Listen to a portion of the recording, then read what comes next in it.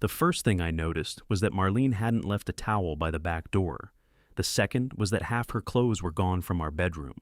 I stood there with my duffel hanging from one hand and lake water working its way out of my boots and into the rug she had told me for 15 years not to step on wet.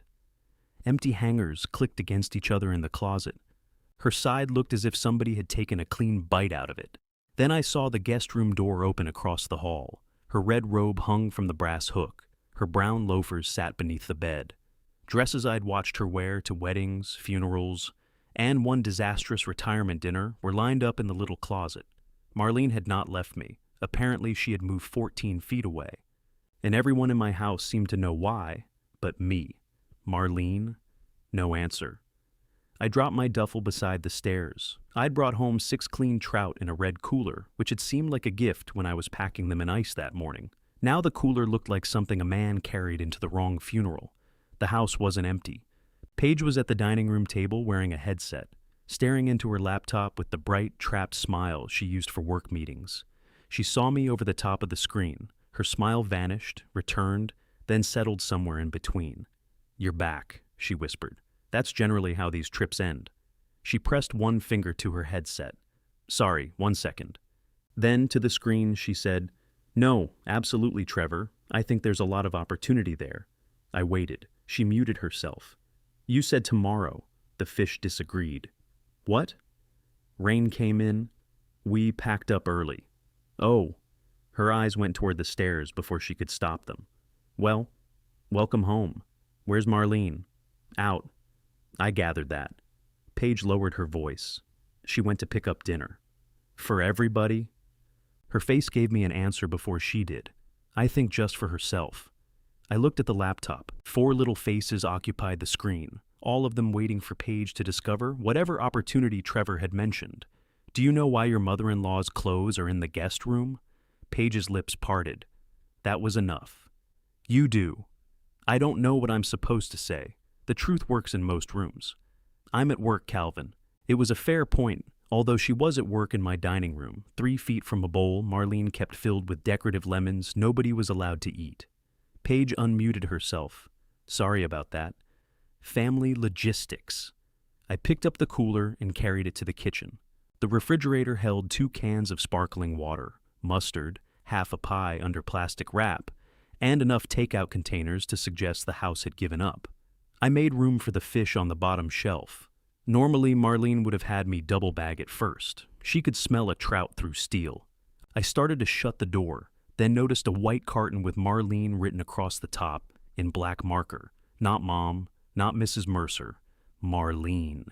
I stood there reading my wife's name as if it belonged to a tenant. The door from the garage opened, and Travis came in backward, pulling a long cardboard box through the frame. At 34, he still entered rooms like furniture should get out of his way. "Lift your end," he called. "I don't have an end." He turned. His Mercer blue eyes widened. "Dad, what are you doing here? I've lived here since 1998. I mean today. I got tired of wrestling bears. You didn't see a bear, that's why I won." He let go of the box.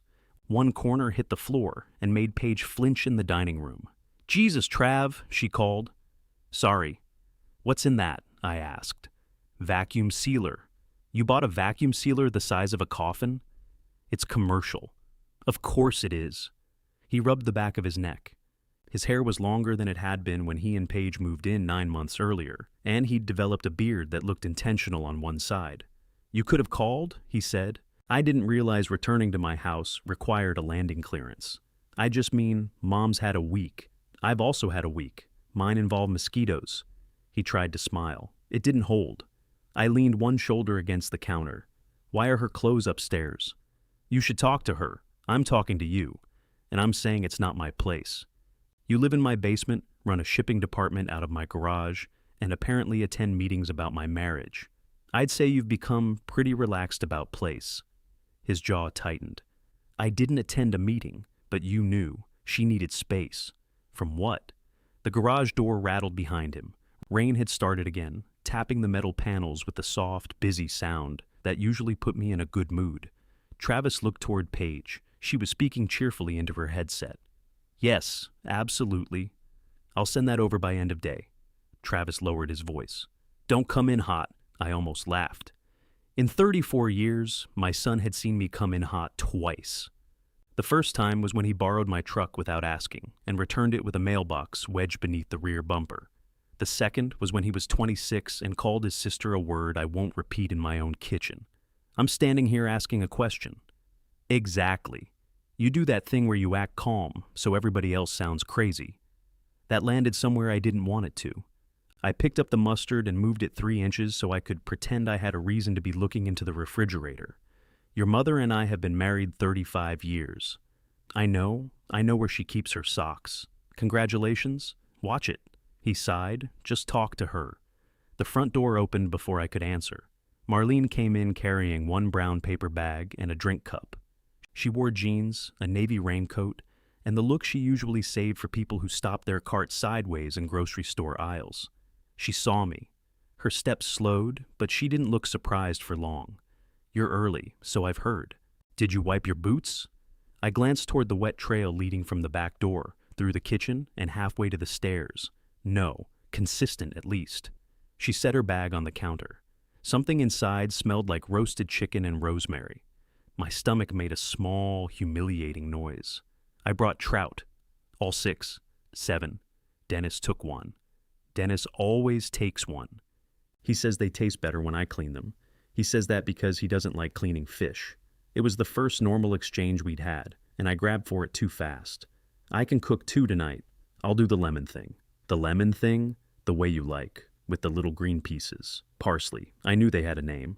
Marlene took off her raincoat and hung it over the back of a chair. I already have dinner, so I noticed. Travis cleared his throat. I'm going to get this downstairs. He reached for the box. Leave it, Marlene said. It can't stay there. It stayed in my garage for 3 days. Our garage, I said automatically. Nobody spoke. Marlene looked at me, not angry exactly. Tired people don't always have enough energy left for anger. Your garage, she said. That isn't what I meant. I know. Paige's meeting ended with a chorus of electronic goodbyes. She closed the laptop softly, as if sudden movement might trigger something. Hi, Calvin, she said. We've met. Welcome back. Thank you. I'm going downstairs. Take the lemons, Marlene said. Paige froze. The decorative ones, they're real. I thought they were wax. They're lemons, Paige. I'll make something with them. That would be a first, Travis muttered. Paige gave him a look sharp enough to peel one. She took the bowl and followed him toward the basement, leaving the commercial vacuum sealer across the kitchen doorway like a barricade. Marlene removed a plastic container from her paper bag. She laid out a napkin, a fork, and 1 packet of salt. Every motion was neat. 35 years lets you recognize when somebody is being careful, because careless would turn into crying. I put both hands on the counter. Are you sleeping in the guest room? Yes. Since when? Tuesday. It was Friday. Why? She opened the container. Steam rose between us. Because that's where my clothes are. Marlene. I'm hungry, Calvin. So am I.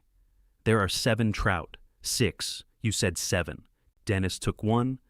Then there are 6 trout. I don't want a trout. I want to know why my wife moved into the guest room while I was gone. She sat at the table. Then sit down. I pulled out the chair across from her. It made a harsh scraping sound. Marlene flinched, and I remembered that the felt pad had fallen off that leg before I left. I had put a new package of pads on the counter and told her I'd handle it after the trip. The package was still there, tucked beside the toaster.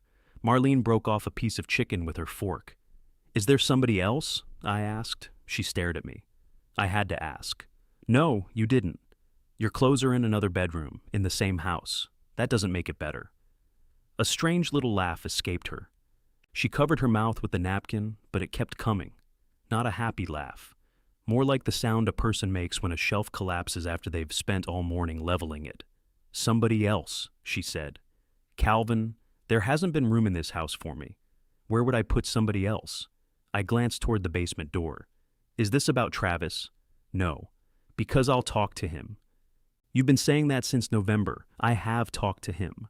You ask how the job search is going, then he tells you about another business idea, and the 2 of you disappear into the garage. I can give him a deadline. She set down her fork. You've been home 12 minutes, 14, and you're already trying to repair the first thing you can reach. What do you want me to do, Marlene? Just sit here and admire the damage? I want you to stop calling everything damage when it becomes inconvenient to you. That one took the humor out of me. Rain drummed harder against the windows. Somewhere beneath us, Travis dragged the vacuum sealer across the basement floor. Paige said something I couldn't make out, followed by a door closing. I kept my voice even. Are you leaving me? I don't know. After 35 years, those 3 words felt bigger than shouting. What does that mean? It means I'm sleeping in the guest room. I'm buying my own dinner. I'm going to find out whether being alone feels lonelier than being married to you. I was gone 4 days. Marlene looked at me for a long time. Before I left, she had stood by the kitchen sink with both hands in gray dishwater and asked me to postpone the trip. I'd kissed the side of her head and told her we would solve everything when I got back. I remembered that now. She did too. I asked you to stay, she said. It was the only weekend Dennis could go. I asked you to stay, Calvin. I didn't understand it was this serious. No, she said. You understood.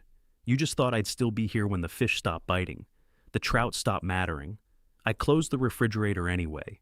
The seal caught on one of the plastic bags, so I opened it, pushed the fish farther back, and closed it again. Marlene watched me do all of this without helping. What happened Tuesday? I asked. She took another bite, chewed, and swallowed. Travis had people over. For what? A tasting. I looked toward the basement. A tasting of what? I'm still not sure. There were 3 kinds of seasoned popcorn, 2 sauces, and something Paige kept calling an elevated snack mix.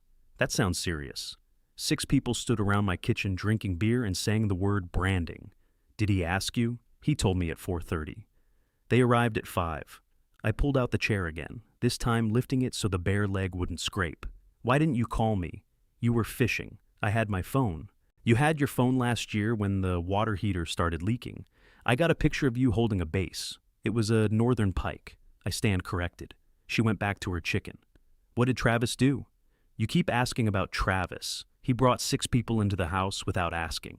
Now you're bothered by that? I would have been bothered then. Would you? Yes. Marlene tilted her head.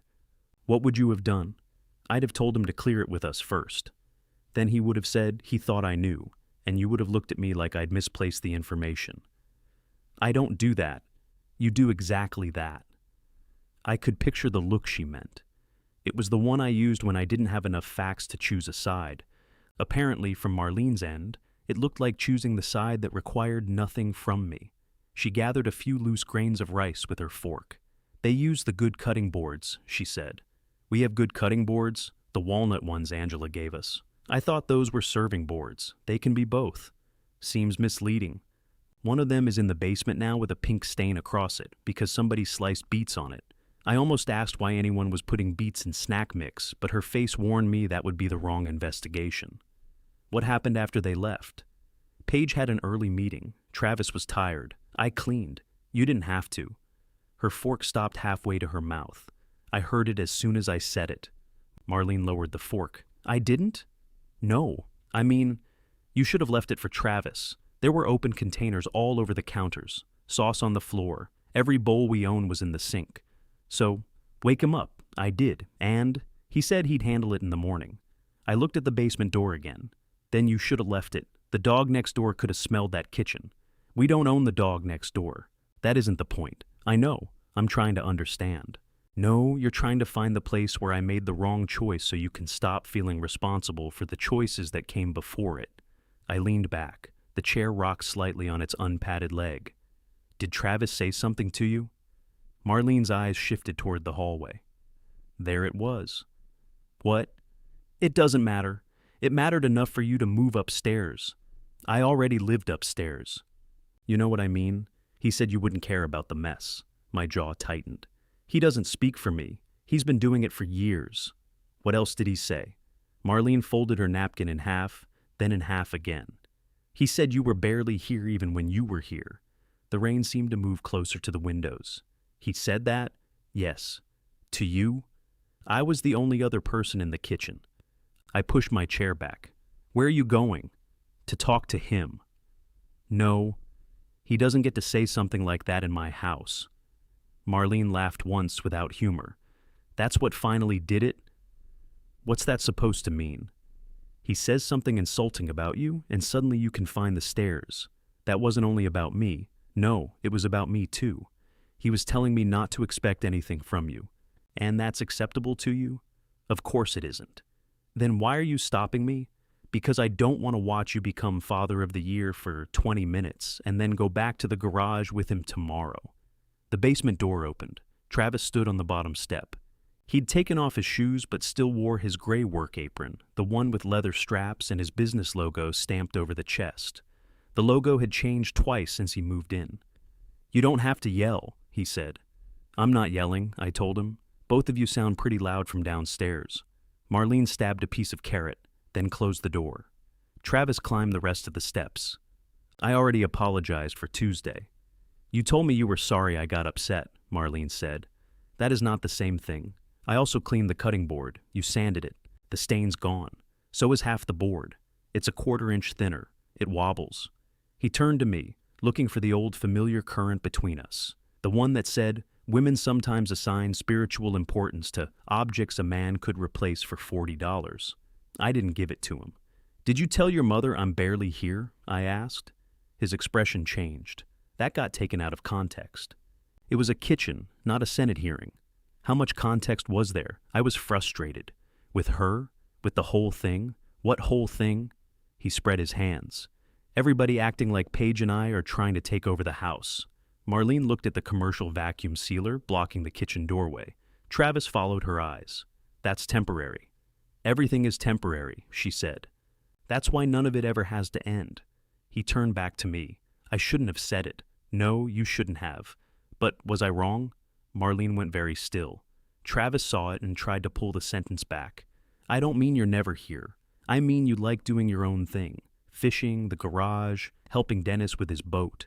Mom acts like everybody has to want to sit in this kitchen discussing their day." "I don't ask anybody to discuss their day," Marlene said. "I ask them to move their shoes. You know what I mean? I usually don't." He looked at me again. "Dad, come on. That was my invitation. All I had to do was shake my head at the impossible situation, offer everybody a beer, and promise we'd work it out." Travis knew the steps because I'd taught them to him. I said, "Move the box out of the doorway." "What?" "The sealer. It doesn't belong there. I was taking it downstairs. Then finish." He stared at me, waiting for the smile that would turn the order into a joke. It didn't come. Travis picked up his end of the box. The other end dragged loudly over the tile. "Lift it," Marlene said. "You'll scratch the floor." He lifted it. At the basement door, he looked back. "For what it's worth, Mom, I really am sorry." Marlene nodded. "Okay, it wasn't forgiveness." Travis knew it, and his shoulders stiffened before he disappeared downstairs. I sat again. "There," I said. "I didn't put on a cape, no. And I didn't defend him." "No, you could at least acknowledge that." Marlene looked almost sorry for me. "You want credit already?" "I want to know whether anything I do is going to matter." "I don't know yet." The answer came too quickly to be cruel. She had been thinking about it. I looked down at my hands. There was a shallow cut across my left thumb from a fishhook that morning. I had wrapped it with a strip of white tape Dennis kept in his tackle box. Marlene normally would have noticed by then. She would have asked if I cleaned it, then asked again because she knew I lied about cleaning cuts. She didn't look at my hands. "So, what is this?" I asked. "A separation, I suppose, inside the house. For now." "How long?" "I don't know. Are there rules?" Her mouth tightened. "You're making fun of me. I'm not. If you're sleeping in another room and buying dinner for one, I need to understand what you expect. I expect to take care of myself. You already take care of yourself." "No, Calvin. I take care of everybody. I fit myself in afterward. I do things around here. I didn't say you don't. I fix the house. I handle the cars. I've cooked. You grilled hamburgers on Memorial Day. I've cooked other times. You heat soup. Soup gets hot, doesn't it?" A smile almost touched her mouth. It disappeared before I could enjoy it. She pushed her container away. "I'm doing my own meals, my own laundry. I'm not cleaning up after Travis and Paige. I'm not explaining you to Angela, and I'm not explaining Angela to you. What does Angela have to do with this?" "Nothing. You called her." Marlene stood and carried her container to the refrigerator. "When?" "Tuesday night." "You told our daughter before you told me?" "You were on a lake." "I had my phone." She turned around. Then why didn't you call me? I texted. You sent me a picture of Dennis asleep in a folding chair. It was funny. It was. That somehow hurt worse. I followed her upstairs when she went to change. She stopped at the guest room door and turned.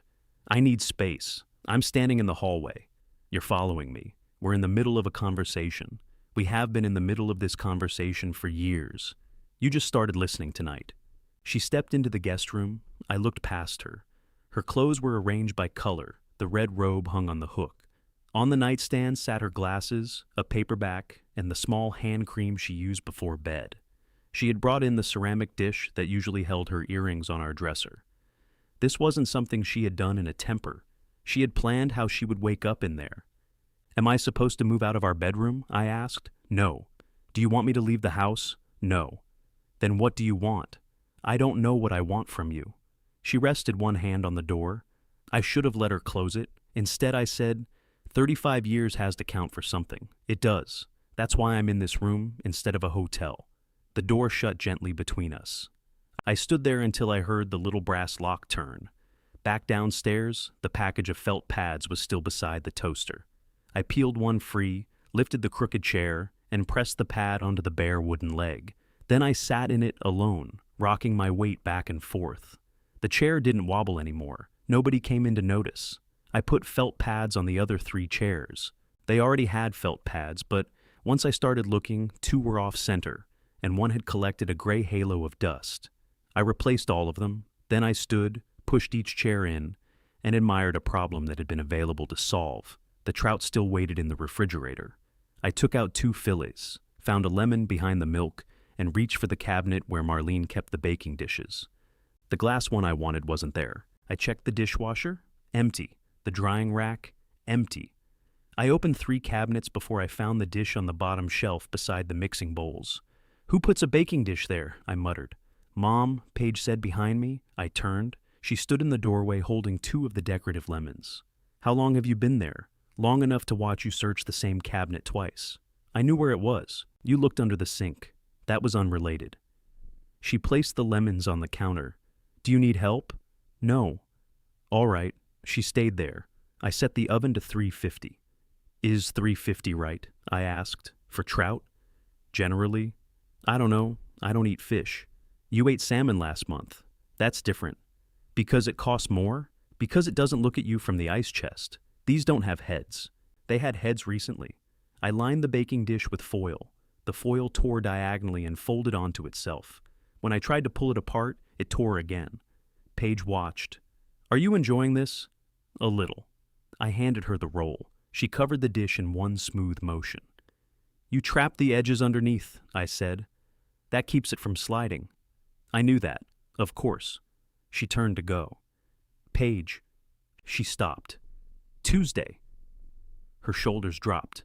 I told Travis it was a bad idea. Before or after people arrived. Before. And then I helped set up. You could have told them to leave. They weren't my friends. You live here too. That's what Marlene said. She never called Marlene Mom. She didn't call me Dad either, but hearing my wife's name in Paige's mouth made something feel more formal than it had the day before. Why didn't you help clean? I asked. I did for a while. I had a client presentation at 7 the next morning, and Travis said he'd finish. He didn't. No, you knew Marlene would. Paige looked down at the lemons. Probably. The honesty disarmed me more than an excuse would have. She rubbed a thumb over the waxy yellow skin. I kept telling myself she likes taking care of the house. She does. Paige raised her eyes. I heard it again. She likes the house taken care of, I corrected. Right. That distinction seemed obvious once somebody else said it. The basement door opened. Travis came up in socks, sniffing. Are you making fish? No, I'm putting lemon on roofing shingles. How many? 2. For the 4 of us? Marlene already ate. He looked toward the stairs. So 3. I wasn't aware I was cooking for 3. Travis blinked. It wasn't rudeness on his face. It was genuine surprise.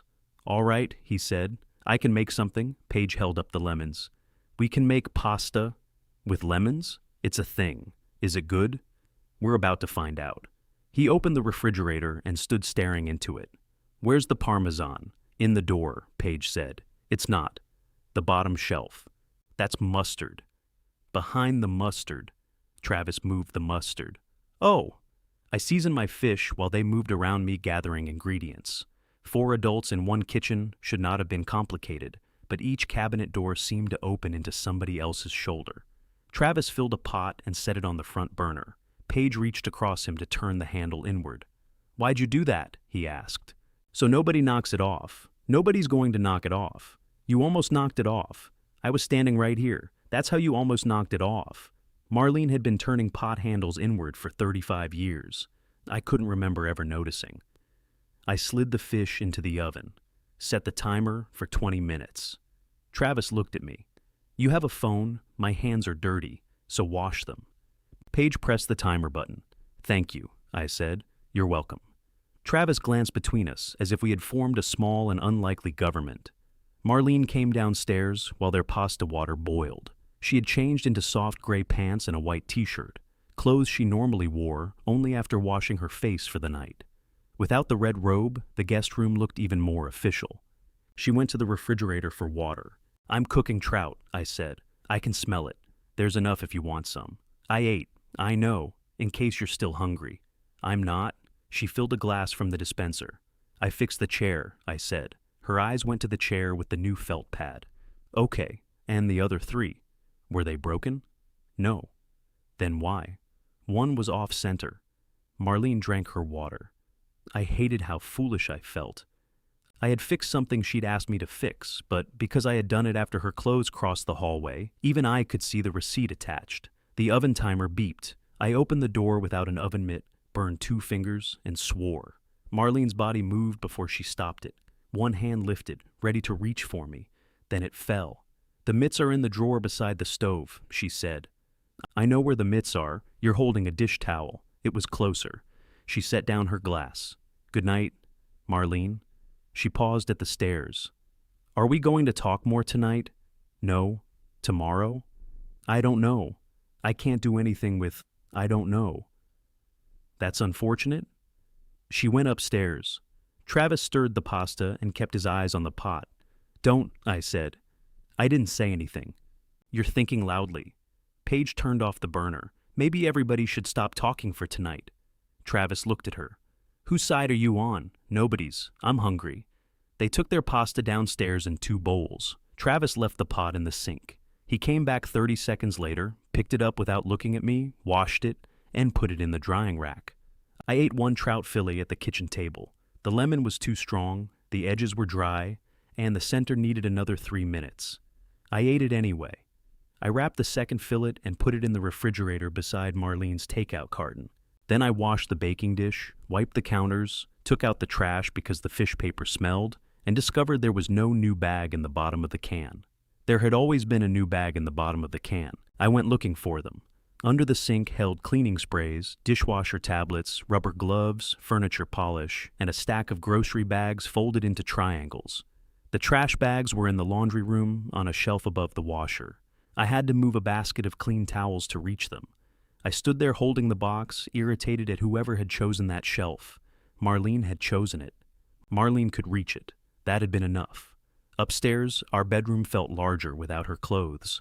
I had never thought of fabric as something that absorbed sound, but every drawer I opened seemed too loud.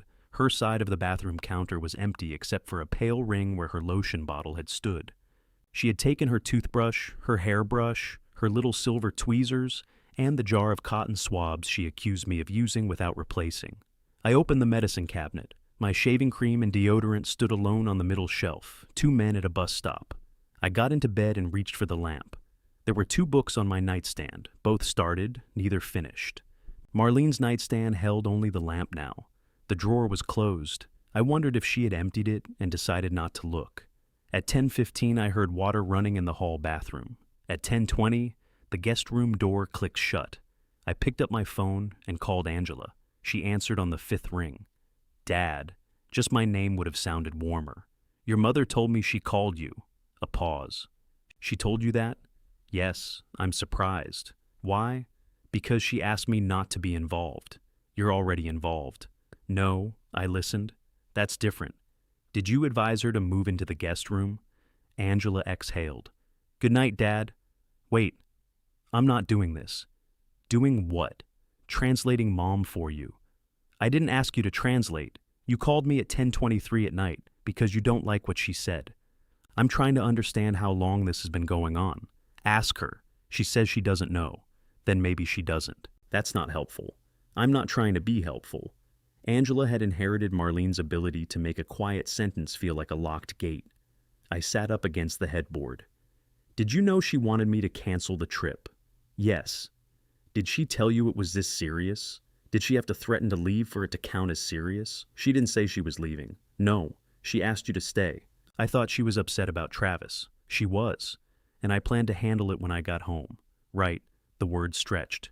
What does that mean? I asked. It means you always plan to handle things after the part where handling them would cost you something. That isn't fair. Probably not. Angela, I love you, Dad. I'm not discussing your marriage with you. You discussed it with your mother. I listened to my mother. For once, maybe you should try it. She ended the call. I stared at the phone until the screen went black and showed me a dim reflection of my own face. Across the hall, the floor creaked. I wondered if Marlene had heard my voice through the wall. I slept badly and woke at 5:40 out of habit. The other side of the bed was smooth. Downstairs, I started coffee. I measured enough for both of us before remembering the separation and stood with the scoop hovering over the filter. I added the extra coffee anyway. Marlene came down at 6:30 wearing jeans and a green sweater. She carried a canvas tote I didn't recognize. A corner of blue fabric stuck out of the top. Coffee's fresh, I said. Thank you. She reached into the cabinet for a travel mug. You can use a regular cup. I'm going out. Where? She looked at me over her shoulder. Do I need to report in? No. I asked a question. I'm meeting someone at the theater. What theater? The Hawthorne? The community place near the old pharmacy? Yes. I didn't know you did anything there. I don't. Not yet. She filled the travel mug. I waited, but she didn't explain. The canvas tote sagged against her leg, full of folded fabric and what looked like a paper pattern. Can we talk about Travis and Paige later? I asked. What about them? How long they're staying? Marlene screwed the lid onto her mug. You tell me. I'm asking you. You invited them. They're our family. That wasn't my question. I didn't think you wanted them on the street. They would not have been on the street. Travis said their lease was up. They chose not to renew it because he expected the new business to take off. He was under pressure. So was I. The front door was behind her. She could have left, but she remained there with one hand on the tote strap. How long did you want them to stay? I asked. 6 weeks. I almost smiled from disbelief. They couldn't get settled in 6 weeks. They could have made a plan in 6 weeks. You should have told me. I did. When? The night you offered them the basement, they were sitting right there. Yes, they were. And you said, Marlene won't let families struggle when we have all this room. The sentence came back in my own voice, warm, confident, generous. She had smiled when I said it. I had mistaken that smile for agreement. What do you want now? I asked. I want you to stop asking me questions as if my answer is the only thing standing between you and the right decision. I need to know where you stand. Fine. I don't want one more open-ended day. She opened the front door. Marlene, she looked back. I'll talk to them. No speeches, no threats you'll soften by dinner, and don't use me as the reason. What am I supposed to use? The truth.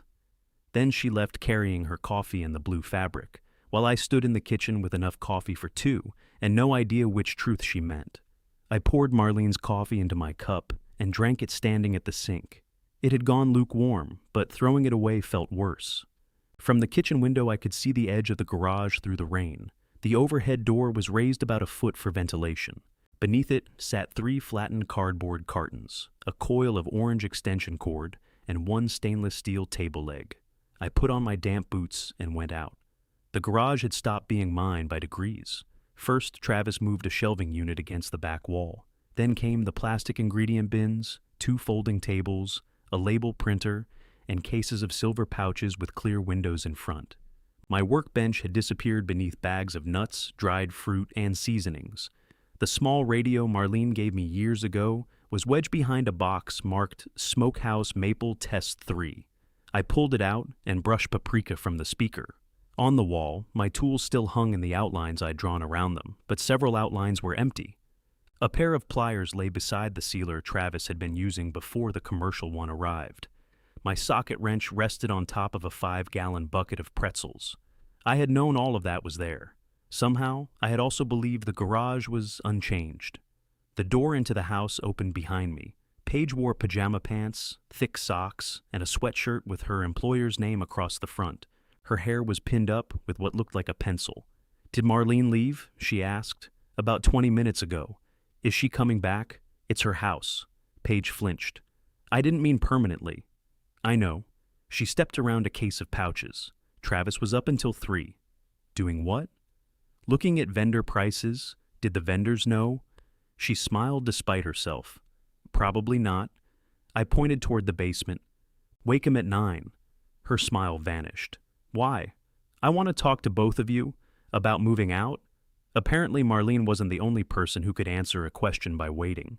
"Did you hear us this morning?" I asked. "No." "But nobody schedules a happy meeting at 9 on Saturday." "It isn't scheduled. I just decided." "That's even worse." She folded her arms against the cold. "How bad is it? With Marlene?" Paige nodded. "I don't know." "Does Travis know you don't know?" "I'm not sure Travis knows what day it is. He thinks she'll calm down." "Does he?" "He thinks this is mostly about Tuesday." "What do you think?" Paige looked around the garage. Her eyes traveled over the tables, boxes, bins, printer, and ingredients. "I think Tuesday was crowded," she said. That was the kind of answer people gave when the true one might alter where they slept. At 9:15, Travis came upstairs wearing the same t-shirt he'd had on the night before. His beard was flattened along one cheek. "Is something on fire?" "No." "Then why did Paige wake me up?" I asked her to. "That doesn't answer the question." "Coffee's in the pot." He shuffled toward it. "Is Mom back?" "No." "Good." I looked at him. "I mean, good that we can talk before she gets back." "Why?" So this doesn't turn into everyone piling on. Paige came in from the dining room with her laptop closed beneath one arm. "Nobody's piling on. You've been weird since last night. I've been working. You're wearing pajama pants. I can work in pajama pants. Can we sit down?" I asked. Travis poured coffee and took the chair with the new felt pad. It moved without a sound. Paige sat beside him. I stayed across from them in Marlene's usual place and instantly felt as if I had put on her coat. Travis drank half his coffee before lowering the cup. "All right. What's happening? I need to know your plan." "For the business? For leaving this house?" He glanced at Paige. She looked at me. "Mom put you up to this," he said. "No." She moves into the guest room, and 12 hours later, we're having an eviction meeting. This isn't an eviction. What would you call it? A conversation you should have had with me months ago. He pushed back from the table. "You told us we could stay until we were stable." "I did. We're not stable. That isn't a plan. The snack line is almost ready. You said that in March." "Because it was." "Then the packaging rules changed." "What rules?" "Label requirements. Paige knows." Paige rubbed the corner of her laptop with her thumb. Some wording had to be revised. "See? I'm not asking whether the labels are correct. I'm asking when you intended to move." Travis stared at me. "I didn't think I needed a date. That's the problem." "No, the problem is Mom got mad and now you're scared." He said it casually, which made it more accurate than I wanted. "I am scared," I said. That shut him up. Paige stopped rubbing the laptop. "I came home and found my wife's clothes in another bedroom," I continued. "If that doesn't scare a man, he hasn't been paying attention." Travis leaned forward. "So, this is about her?" "It's about me making an open-ended promise for both of us." "You offered us help." "I offered your mother's help too." "I didn't ask?" "She could have said no." "She tried." He looked toward the front door, as if Marlene might walk through it and prove I had been coached. "How long?" Paige asked. Travis turned. "Don't. We need to know. I'm working on it. You've been working on it for 9 months. I'm asking for a date," she said. "Not a progress report." Something passed between them that had nothing to do with me. It was old enough to be practiced. I said, 8 weeks. Travis laughed. "You're serious?" "Yes." 8 weeks from today? That's usually how 8 weeks works. You want us out by September? I want you to have another place arranged by then. If you can move sooner, do. "And the business? It moves with you." "Where?" "Wherever you arrange." He stared at me, his face hardening in layers. "You told me I could use the garage." "I did." "You said you were proud I got back up after the restaurant." I am. This doesn't look like proud. Being proud of you doesn't require letting you stack 1,200 pounds of snack mix beside my lawnmower forever. It's not 1,200 pounds. Paige spoke without looking at him. It's close. He turned on her. Could you not help? I am helping. Who? Myself, apparently. Travis stood and carried his coffee to the sink. This is unbelievable. Sit down, I said. I'm 34. Then you can choose to sit down. His fingers tightened around the cup. After a moment, he returned to the table but didn't sit. He leaned on the back of the chair. Fine. What else? Until you leave, everybody takes care of their own meals and mess. You're making a chore chart? No. Because Mom doesn't want to cook? Your mother is not the household staff. Nobody said she was. Did you clean Tuesday night? I cleaned the next morning. She had already done most of it. I cleaned the board. You sanded the board into a ski jump. Paige covered a cough with her hand. Travis looked at her. That's funny? A little. He faced me again. Family doesn't keep score. You've said that my whole life. No, family shouldn't have to keep score, but family ought to notice who's been carrying the table. The sentence came out before I knew I had it. Paige looked down. Travis looked away. Business use of the kitchen gets cleared first, I said. With both of us, not one. Both of you are barely speaking. That doesn't change the rule. And if Mom says no, then it's no. So she gets veto power. It's her kitchen too. What if you say yes? Then you have one yes and one no. That makes no sense. It makes perfect sense when you stop assuming the answer you like counts twice. He pushed the chair in too hard. It glided silently under the table, which seemed to annoy him more. You're choosing her over me. Yes. Paige looked up sharply. I felt the words settle in the room. It wasn't completely true. I was choosing myself too. The part that did not want to spend the rest of my marriage wondering what waited in another bedroom. But Travis had asked the question as if choosing my wife were an accusation, and I was tired of helping him phrase it that way. He nodded once. Good to know. Travis. No, it's clear. He walked toward the basement. I'm not putting you out today, I said. He turned at the doorway. That's generous. I love you. You have 8 weeks. Those two things don't sound like they belong together. They have to. He closed the basement door. Paige remained at the table. A pale square of light from the window rested across her hands. Thank you, she said. I wasn't prepared for that. For what? For making it a date. You wanted this? I wanted him to pick one. You could have picked one together. We've picked 3. He always finds a reason the timing is bad. Can you afford a place? Her face closed slightly. We can figure it out. That wasn't an answer, but I had already learned what happened when I treated another adult's problem as an invitation to take over. 8 weeks, I said. She nodded. When Marlene came home, the rain had stopped. She carried the canvas tote on one shoulder and a clear plastic box full of thread in both hands. I opened the door for her. How did it go? I asked. At the theater? I meant yes. The theater. She gave me a look that said she knew what I had meant first. It was nice. They need people who can sew straight seams without making the fabric pucker. You can do that, I know. She set the plastic box on the entry table. What are you making? Nothing yet. I helped repair 2 coats. They're doing a comedy set in a hotel, and apparently every hotel employee tears a sleeve. I didn't know you were interested in costumes. I've mentioned it. My stomach tightened. She lifted the tote again. I resisted offering to carry it. I talked to Travis and Paige, I said. Marlene waited. I gave them 8 weeks. Why 8? It seemed long enough to find something and short enough to be real. Did they agree? Paige did. Travis called it an eviction. That sounds like Travis. He asked if I was choosing you over him. Her expression changed, though only a little. What did you say? Yes. For one embarrassing second, I expected that to matter visibly. I expected her shoulders to soften, or her hand to reach for mine. Instead, she picked up the thread box. Don't do that, she said. Do what? Make me the prize in a contest between you and our son.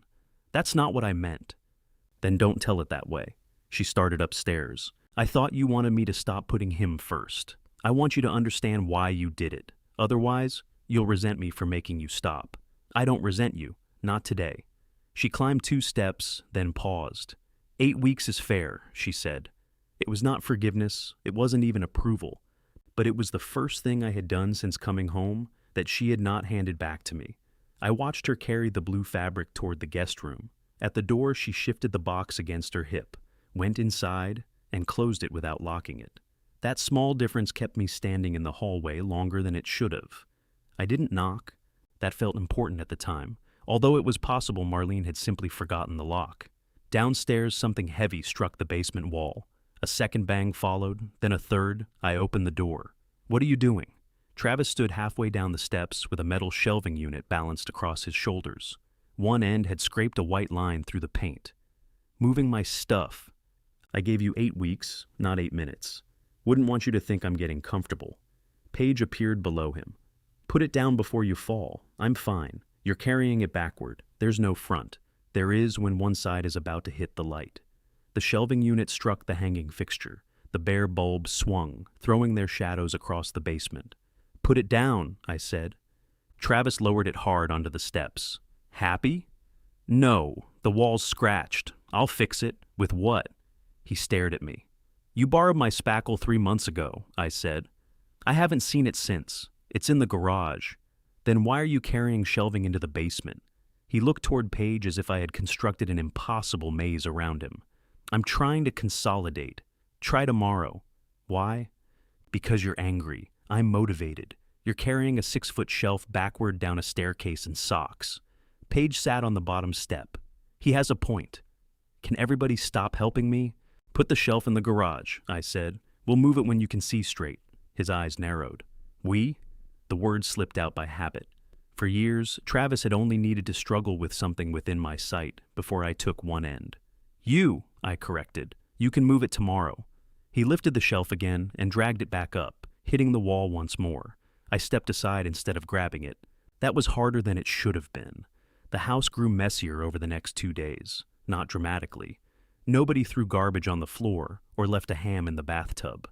It happened through ordinary neglect. 2 coffee cups remained beside the sink. A roll of paper towels emptied and stayed empty. Clean dishes sat in the dishwasher because every person who opened it decided they needed only one thing. Marlene walked past all of it. She did her own laundry Tuesday evening, one small load that looked lonely turning inside the machine. When it finished, she removed her clothes, wiped the rubber seal, and left the washer open. Travis came upstairs carrying a basket piled high enough to hide his face. "Are you done?" he asked. "The empty washer is a clue," she said. He dropped the basket on the floor and opened the detergent cabinet. "Where's the blue stuff?" "I used the last of it. Did you put it on the list?" "What list?" "The grocery list. I'm not doing the household groceries." He looked at me. I was standing near the dryer, folding a towel that had somehow become my responsibility because I had picked it up. "Did you know that?" he asked. "Yes." "Do we have other detergent?" "Don't ask me. You live here. So do you." He stared into the cabinet, offended by its failure to produce a substitute. Paige came in behind him. "I ordered some. It'll be here tomorrow. I need clothes tonight." "You have clothes. I need the black shirt for the product photos. Wear the gray one. The logo doesn't show on gray." Marlene carried her basket past them. "There's a store 7 minutes away." Travis gave the cabinet one final accusing look and left. I finished folding the towel. "You folded it wrong," Marlene said. I held it up. "It's a rectangle. It won't fit in the linen cabinet that way. A smaller rectangle is still a rectangle." She took the towel, then caught herself. For a second, we both had hold of opposite ends. Marlene let go. "Show me," I said. She hesitated, folded one long edge toward the center, folded the other across it, then brought the ends together. "That's too many folds. That's why it fits." "You designed the cabinet." "No. The previous owners did." "You developed a system around hostile architecture."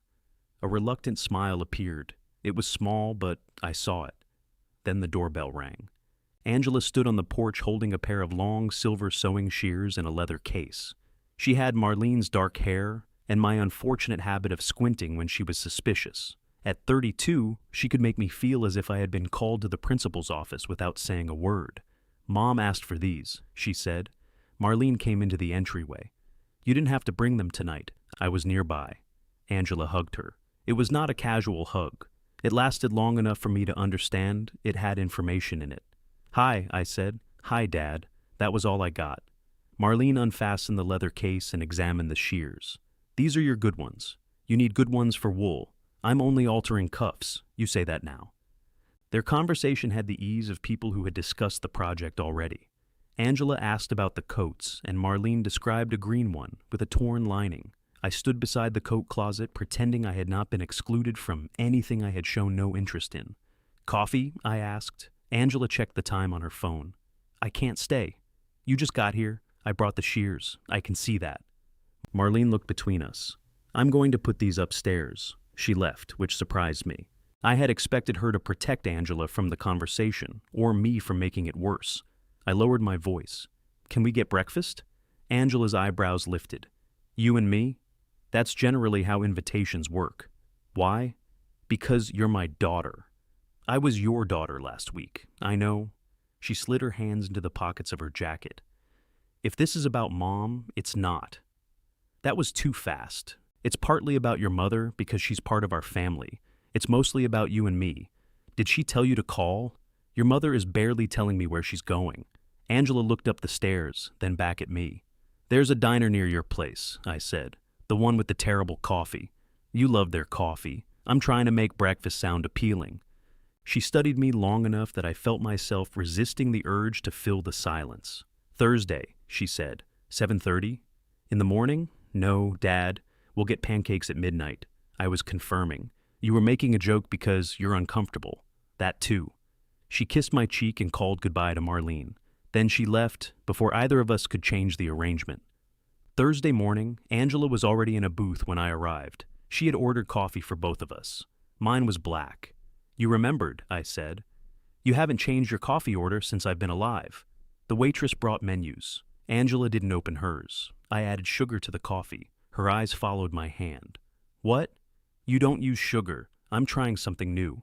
That must be terrifying. The waitress returned. Angela ordered eggs and toast. I ordered pancakes because I had promised them at midnight, and the joke had stayed with me. After the waitress left, Angela folded her arms on the table. All right what? You asked for breakfast. I thought we could eat it first. You'll spend the entire meal talking about the weather. It's supposed to clear up. Dad. I turned the sugar packet over between my fingers. I'm sorry I called you the other night to ask about your mother. Angela's expression did not change. I'm sorry she's been calling you because she couldn't talk to me. She talks to me because we're close. I know. Don't make that into something unhealthy just because you don't like being outside it. I'm not. You are a little. I set down the sugar packet. She shouldn't have needed you to carry messages. She didn't ask me to carry messages, not directly. Angela looked toward the kitchen. Plates clattered beyond the swinging door. You would call me and ask what was wrong with her, she said. Then she would call and ask why you were acting strange. Neither one of you ever said, tell the other person this. But both of you knew I would soften it. I didn't know. You didn't ask. That answer was becoming popular in my family. Our food arrived. I poured syrup over the pancakes and immediately regretted ordering them. Angela buttered her toast from edge to edge. Were you angry when Travis moved back? I asked. I wasn't surprised. Why? Because Travis always lands on a mattress somebody else dragged under him. That's harsh. So was watching it. He lost his restaurant. He closed a restaurant that had been losing money for 2 years. He was trying to save it. He was trying to avoid admitting it was over. I cut my pancakes into smaller pieces than necessary. Angela leaned back.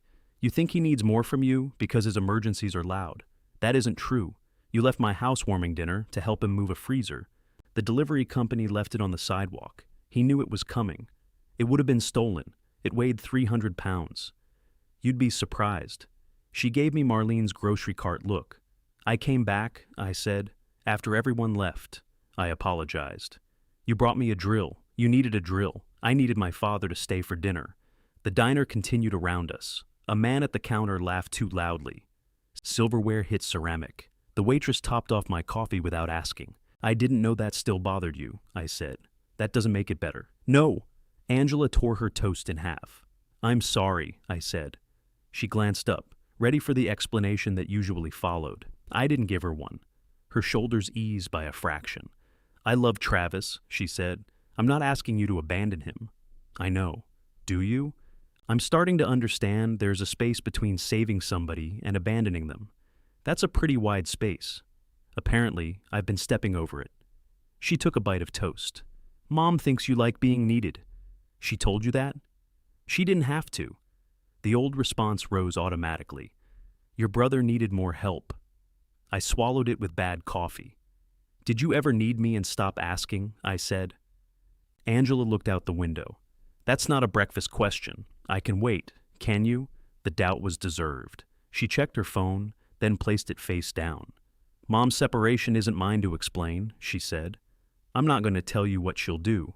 I'm not asking. You want to? Yes. That made her smile briefly. I can tell you this, she said.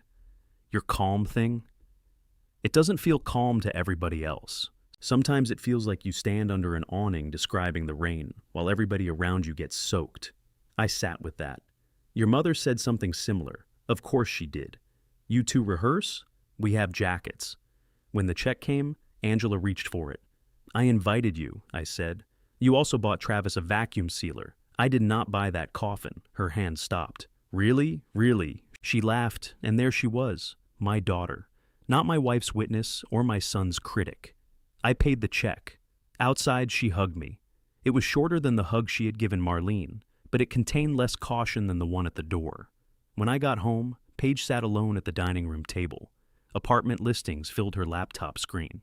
Where's Travis? I asked. In the garage. Does he know you're looking? He knows I want to. That wasn't my question.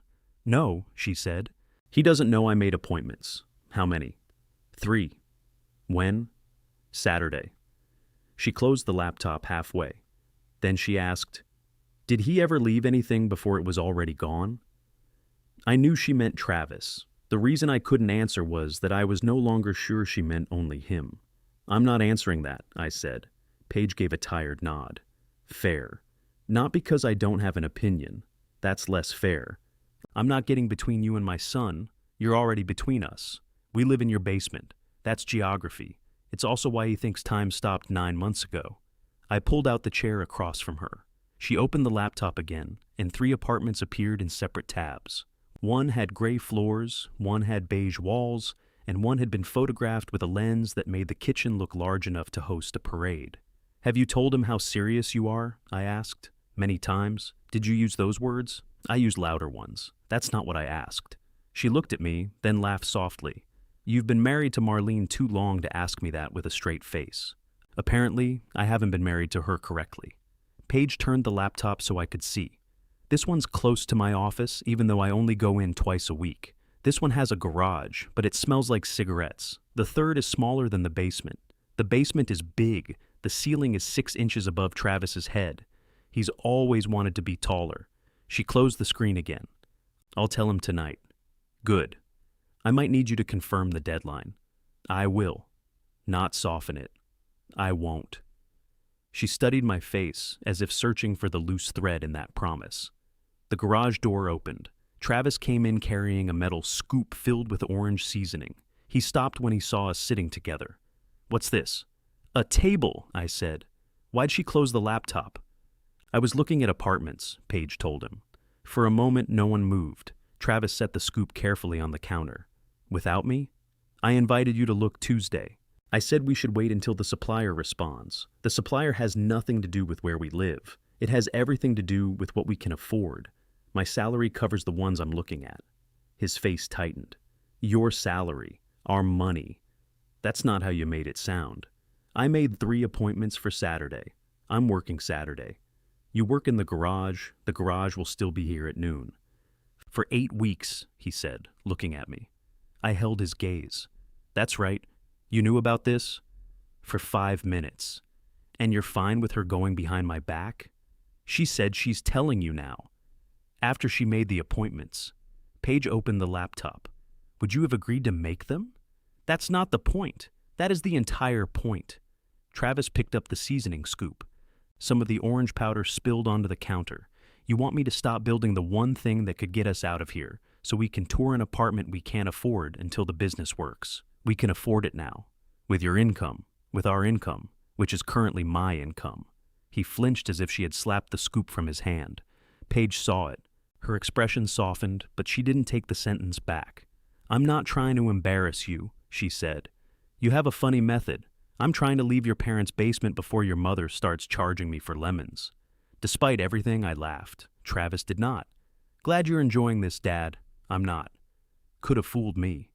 He returned to the garage, carrying the scoop at an angle. A trail of orange dust marked his path across the tile.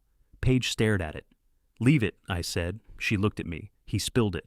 He'll track it into the garage. Then he can clean the garage too. We both watched the powder for a few seconds. Leaving a mess untouched requires a surprising amount of concentration. Marlene came home an hour later. She entered through the garage, walked directly through the orange seasoning, and left a row of pale footprints across the kitchen floor. She looked down. What is this? Smokehouse maple? I said. Is it supposed to be on the floor? No. Are we leaving it there for a reason? Yes. She considered that. All right. Then she stepped over the remaining pile and carried her tote upstairs. Travis cleaned it just before dinner. He did not speak to any of us while he swept. Later, he found me in the garage trying to clear paprika from my radio's tuning dial. He closed the door into the house behind him. I need help calibrating the new sealer. I don't know anything about commercial sealers. Wiring. Does it need wiring? It's running too hot. That sounds like temperature, not wiring. Could you just look at it? The machine sat on the stainless steel table. Its control panel had 6 buttons and a digital display reading 185. A row of ruined silver pouches lay beside it, each melted along the top. I picked up one. What's supposed to be in these? Pecan mix. This one's empty. I'm testing the seals before I waste ingredients. That's sensible. Thank you. I knew what he wanted, not the calibration, the old rhythm. He would have a problem. I would lean close. We would complain about bad instructions, and within half an hour, the rest of the house would disappear. I examined the temperature controls. Where's the manual? Online? Did you read it? I watched a video, made by the manufacturer, made by a guy who owns one. That explains the pile. He handed me his phone with the manual open. I read until I found the factory temperature range. You have it 30 degrees too high. The video said 185 for heavy laminate. Your pouches are polyethylene. He lowered the setting. We waited for the display to cool. You think Paige is serious? He asked. Yes. About the apartments? Yes. She won't pick one without me. I didn't answer. He glanced at me. Would she? That's a question for your wife. She talks to you now? She asked me one question. About me? I set the empty pouch down. I'm not going to report your wife's conversations to you. I'm not asking for a report. You're asking me to translate. His eyes narrowed. Mom teach you that word? Angela? Of course. What does that mean? Nothing. No? Say it. He pressed the sealer lid down. The machine hummed. Angela's always thought I got everything, he said. You got more help. I needed more help. You asked louder. He released the lid. The new seal was straight and clean. There, I said. 160 works. He inspected it, then tossed it beside the machine. Do you regret helping me? No. Sounds like you do. I regret helping in ways that made you think you couldn't move unless I had one end. That's convenient now. It isn't convenient at all. He turned the sealer off. You helped me plan this line. I tasted 6 versions of pecans. You said the maple ones could sell? They're good pecans, Trav. That doesn't mean your mother has to live in a warehouse or Paige has to wait indefinitely for you to feel successful again. So that's what she told you. That's what you're telling me. He leaned both hands on the metal table. Do you know what it's like to sit across from your wife while she pays the check because your card's maxed out? He asked. No. Right. I know what it's like to come home and find out the person I love stopped trusting me with the truth. His mouth pulled tight. Then maybe you should worry about your own marriage. I am. I left him in the garage with the working sealer. Marlene was in the kitchen cutting loose threads from the green coat Angela had mentioned. It lay across the table on a white sheet. She wore her reading glasses low on her nose and held the silver shears with the ease of someone who knew they were sharp. May I sit? I asked. It's your table. That isn't an answer. She looked at the chair across from her. Don't touch the coat. I sat. For several minutes I watched her open a section of lining along the sleeve. Her stitches were so small I could barely see them. How did you learn that? I asked. My aunt taught me. I remember you making curtains for the old house. You installed the rod crooked. The ceiling was crooked. The ceiling did not move when we left. She smiled down at the fabric. They asked me to help with the whole production, she said. That's good. I said no. Why? Her smile faded. I knew the wrong answers and still nearly chose one. You should do it would sound like permission. I'll help would make her interest another job for me to supervise. I waited. Marlene closed the lining with 3 quick stitches. The wardrobe lead is having surgery, she said. They need somebody through opening night. When is that? 7 weeks. The same span as Travis's remaining time. Close enough that I felt the connection before she said it. You'd be good at it, I said. That isn't the issue. What is? 3 evenings a week. Saturdays. More near the end. I can handle things here. You cooked trout once. Twice. I ate the second filly for lunch. That's not the endorsement you think it is. Tell them yes. She set down the shears. I asked you not to do that. I'm not giving permission. You're giving instructions. I'm saying this house shouldn't prevent you.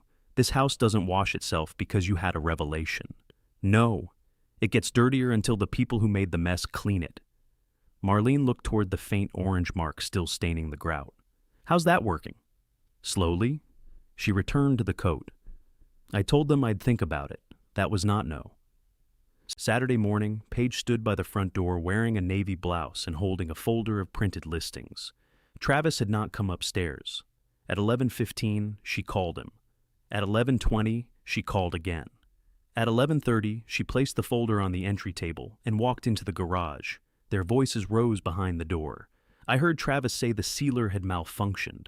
Paige said he had known about the appointments for 2 days. He said she was using my deadline to control him. The door opened. Paige came back alone. She picked up the folder. You going? I asked. Yes. Want company? No. She paused with her hand on the front knob. I wanted a husband. The words came out flat, stripped of performance. Not another person to convince. She left. Travis appeared in the kitchen 10 minutes later. You happy now? He asked. No. You started this. No. I put a date on it. She's looking at places without me. You chose a machine over going with her. The machine is how I fix this. Maybe she isn't asking you to fix it. He stared toward the front door. What's she asking for? He said. It was the same question I had asked Marlene. Hearing it in my son's voice made me ashamed of how helpless it sounded. She's asking you to go with her, I said.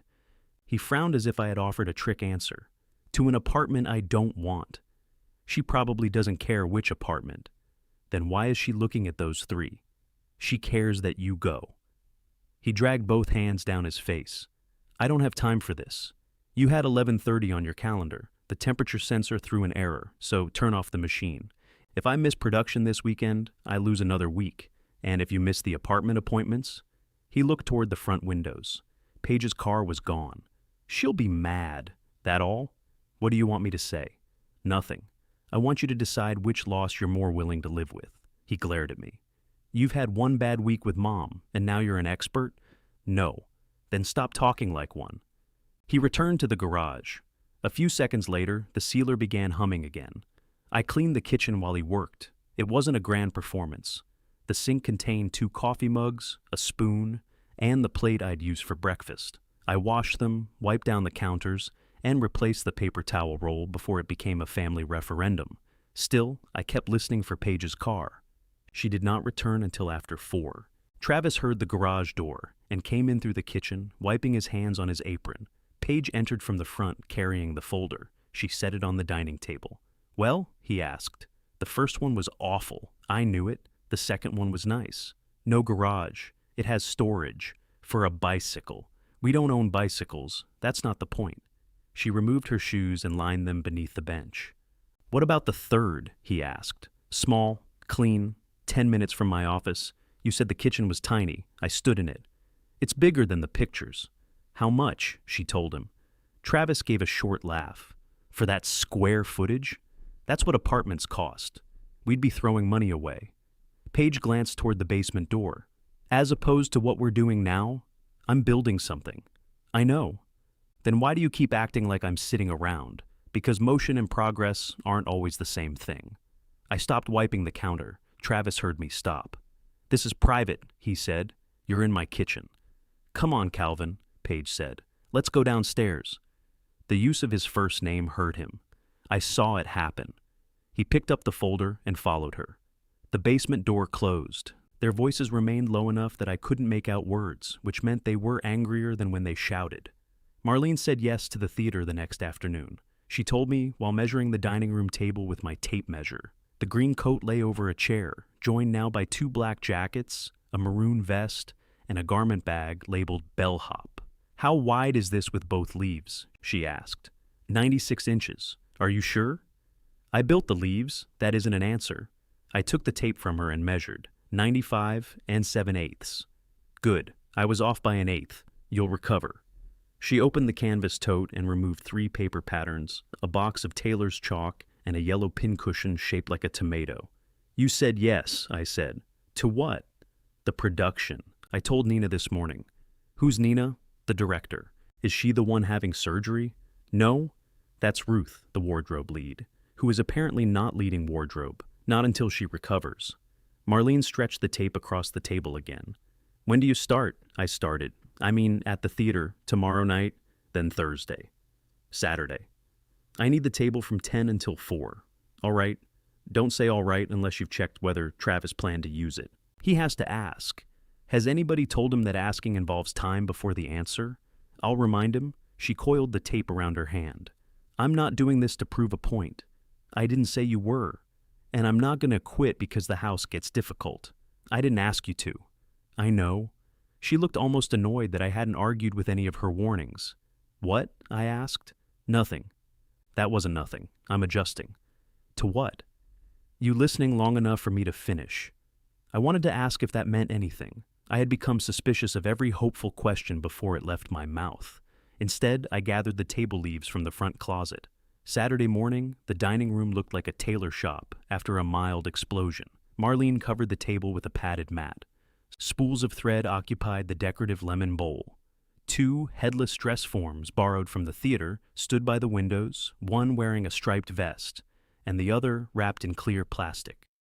Angela arrived at 10 carrying coffee and a box of pastries. "I brought the good scissors," she said. "Those were the good scissors," I told her. "Those were the wool scissors." "How many levels of good can scissors have?" "More than fishing rods." "That's ridiculous." "How many rods are in the garage?" "Those serve distinct purposes." "So do scissors." She handed Marlene a coffee and hugged her. I took one of the pastries. "You didn't bring those for him," Marlene said. "I brought 6. "I'm standing right here," I said. Angela opened the box. "Dad can have the plain one." "The plain one has no frosting. You're very observant now." I ate it anyway. They worked with the ease of people who understood where to place their hands without being told. Marlene pinned cuffs while Angela opened seams. They discussed whether the maroon vest looked intentionally old or merely dirty. At 10:30, Travis came upstairs wearing his black logo shirt. "What's all this?" "Costumes," Marlene said. "In the dining room? The room containing the dining table?"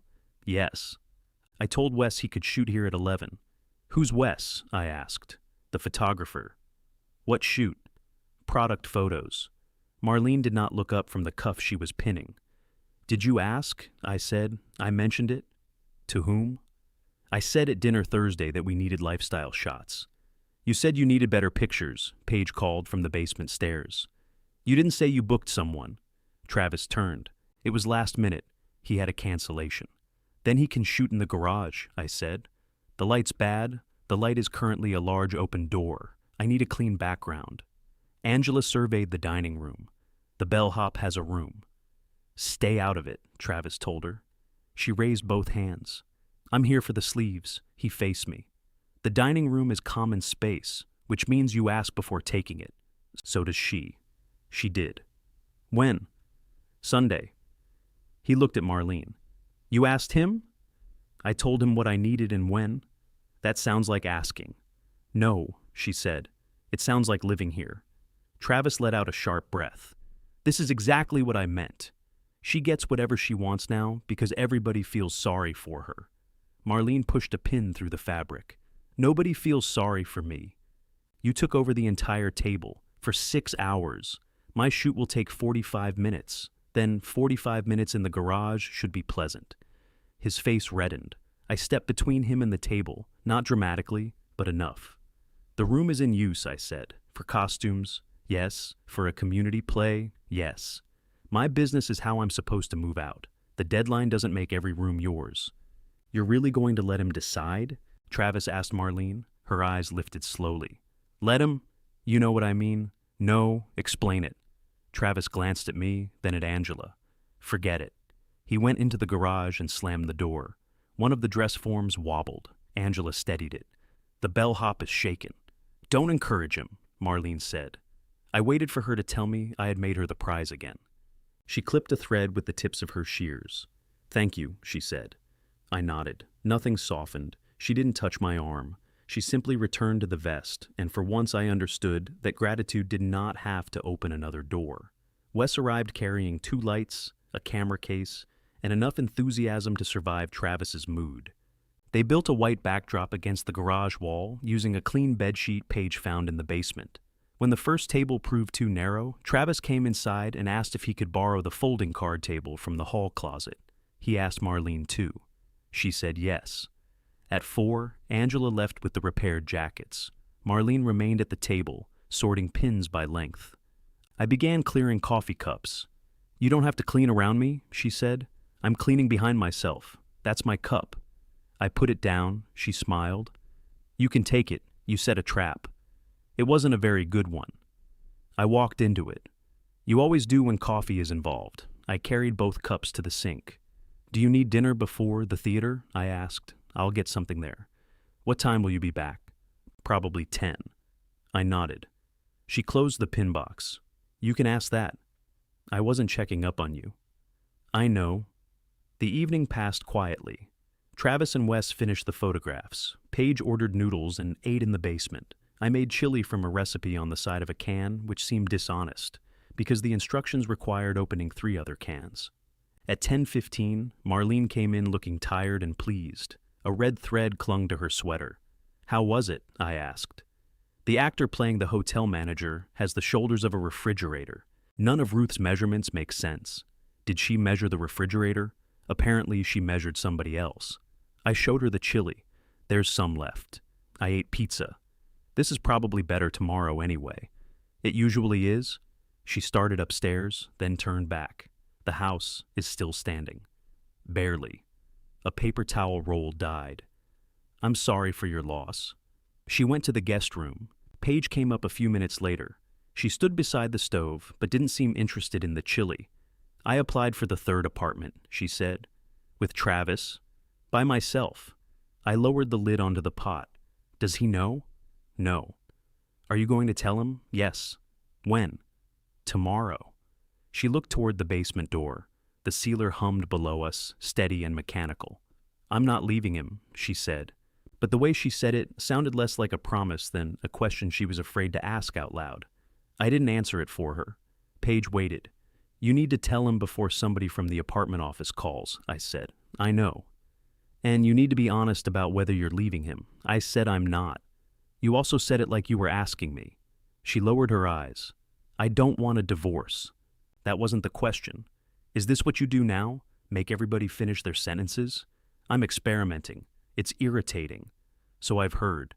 She looked toward the hallway. Part of me wants him to stop me. That sounds dangerous. I know. If he stops you tonight, what happens next month? Her lips tightened. You really have been talking to Marlene. Mostly she closes doors. Paige picked at a loose corner on one of the apartment listings. I encourage the business, she said. I helped with the name. I made the website. When the first samples came back, I told them they were good. Are they? The pecans are. The snack mix tastes like a campfire. That's probably intentional. It is. So, what changed? Nothing changed. That's the problem. She folded the listing in half. There's always one more thing before we can live normally. One more supplier. One more packaging run. One more person who might call. When the restaurant was failing, it was one more weekend. Before that, one more review. I kept believing the next thing would be the last thing. That sounds familiar. I wasn't talking about you. I know. She placed the folded paper on the counter. If the apartment approves me, I'm going to take it for 3 months. Alone? Yes. And then? I want Travis to decide whether he's building a life with me or hiding inside a business. That's a hard choice to put on somebody. So, is spending 9 months in his parents' basement. She went downstairs. The next morning, I woke to voices beneath the bedroom floor. Our room sat above the basement sitting area, where Travis and Paige had arranged an old couch, a television, and two mismatched end tables. I couldn't hear every word, only the shape of the argument. Paige's voice stayed low. Travis's rose, stopped, then rose again.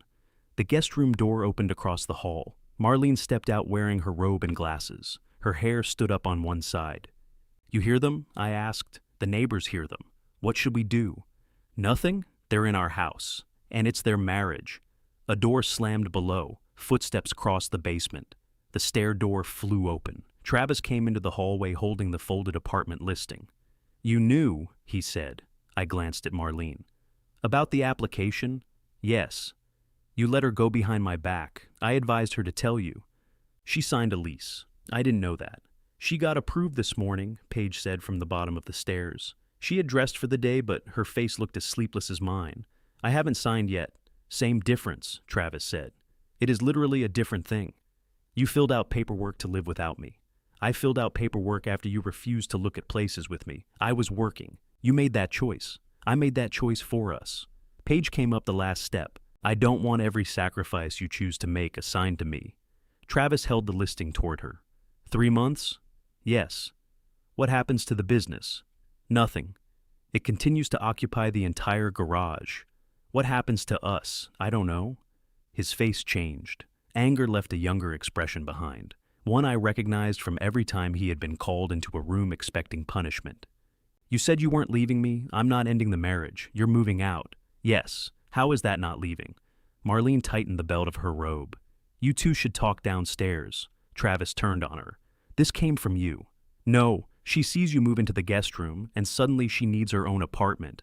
I did not discuss an apartment with Paige. You didn't have to. Don't give me that much power. It's insulting to both of us." He looked at me for support. I said, "Go downstairs." "Of course." "Travis?" "You always take her side now. There should not be sides in this hallway at 7 in the morning." Paige rubbed both hands over her face. "Please." Travis looked at her. "You want me downstairs? I want to talk without an audience." "You made them the audience when you told Dad first." "I didn't tell him first. I told you I was looking before I applied." "That's not the same." "No. It was earlier." She went down. Travis followed, shutting the door hard enough to rattle the decorative plate Marlene had hung beside it. I straightened the plate. Marlene watched me. "What?" I asked. "You don't have to fix everything immediately." "It was crooked. It's been crooked since Tuesday, because people keep slamming doors." She headed toward the guest bathroom. "Did Paige talk to you about any of this?" I asked. "No." "Do you think she got the idea from you?" Marlene stopped. "I think women have been sleeping in separate rooms longer than I've been alive." "That wasn't what I meant." "I know. Do you think she's doing the right thing?" "I think she should be sure she's moving, because she needs the apartment, not because she wants Travis to chase the moving truck." She said part of her wants him to stop her. Marlene's eyes sharpened. "She told you that?" "Yes." "Then you should not be telling me." I felt the mistake land. "I'm sorry. Tell her, not me." She closed the bathroom door. At breakfast, nobody ate together. Marlene carried yogurt and coffee to the guest room. Paige drank half a smoothie at the dining table, then left for work. Travis remained in the garage with the door closed. I made toast, burned it, scraped the black side over the sink with a butter knife because Marlene did that instead of wasting bread. The crumbs collected around the drain like pencil shavings. At noon, Paige sent me a message asking if she could borrow 2 moving boxes from the attic. I answered, "Ask Marlene too." A minute later, Marlene's phone chimed upstairs. Mine chimed again. She said yes. The arrangement felt absurdly formal. It also felt fair. Paige signed the short-term lease that afternoon. She told Travis before she told us. I knew because he came out of the garage, crossed the kitchen without removing his apron, and left through the front door. His truck started hard and backed down the driveway too fast. Paige stood in the basement doorway. "Where's he going?" I asked. "I don't know." "Did he say?"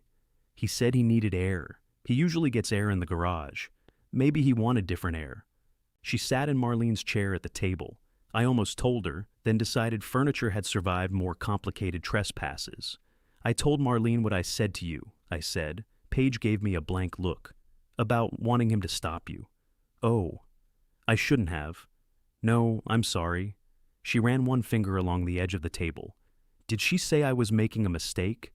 She said you should be sure you're doing it for yourself. That sounds like her. It sounded like experience. Paige's eyes went to the stairs. Do you think she's coming back to your room? I don't know. Sorry, don't be. I ask myself every time I pass that door. She stood. For what it's worth, I hope she does. So do I. But I also understand why she moved. There's the part I could have lived without. You asked for honesty? I don't remember doing that. You're experimenting. Travis returned after dark. He smelled like fryer grease and coffee. Where were you? Paige asked. Diner? For 7 hours? I drove around first. She waited. He removed his jacket. You signed? Yes. When do you move? Friday. That fast. It's furnished. I'm taking clothes, my computer, and a few kitchen things. We own kitchen things. Some of the boxes in the basement contain items unrelated to pecans. You're making jokes now? I don't know what else to do. He walked past her toward the stairs. Travis, she said. He stopped without turning. I want you to come with me. For 3 months, for dinner, to see the place. Why? Because I'm not disappearing. You picked a place without me. I picked somewhere I can breathe. He looked over his shoulder. That's what Mom says now? Paige's face went cold. Marlene entered the kitchen carrying the green coat over one arm. Leave me out of it. You're not out of it, Travis said. You changed the whole house. No. I stopped holding it in place. You moved 12 feet and everybody lost their minds. 14, I said. All 3 looked at me.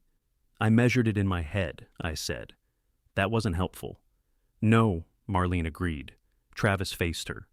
Paige was fine before this. Paige laughed in disbelief. Marlene placed the coat carefully over a chair. Your wife did not learn she was unhappy by looking at my robe, she said. She wasn't unhappy. Then why is she moving? Because Dad gave us a deadline. No, Paige said. I'm moving because every plan we make becomes another thing you can postpone. Travis looked at me. You did this. I had expected the accusation. It still struck hard. I should have set a boundary earlier, I said. A boundary? Is that the new family word? I let you believe staying here required no decision. That part is on me. So fix it. I am. By letting my wife leave, I cannot make her stay. You can tell her she's overreacting. Paige shook her head. There it is. What? What I've been waiting for. Not, come with me. Not, I'll go look. You want your father to explain me back into the basement? Travis stared at her. Marlene picked up the green coat. I have rehearsal. You're leaving too? Travis said. Yes. People are waiting for me. The simple certainty of it silenced him. She left through the front door, carrying the repaired coat in its clear garment bag. Paige returned downstairs. Travis went into the garage. Neither door slammed. Friday came with cardboard boxes and a cold rain. Paige packed exactly what she had described. Clothes, shoes, her computer equipment, 2 pans, 3 knives, coffee mugs, and the small blender she and Travis argued about because he claimed it belonged to the business. It has my name written underneath it, she said. You wrote your name this morning because you said it belonged to the business. It does. It's pink. The business can own a pink blender. I stepped between them, took the blender, turned it over, and read Paige in fresh black marker. Not touching this one, I said.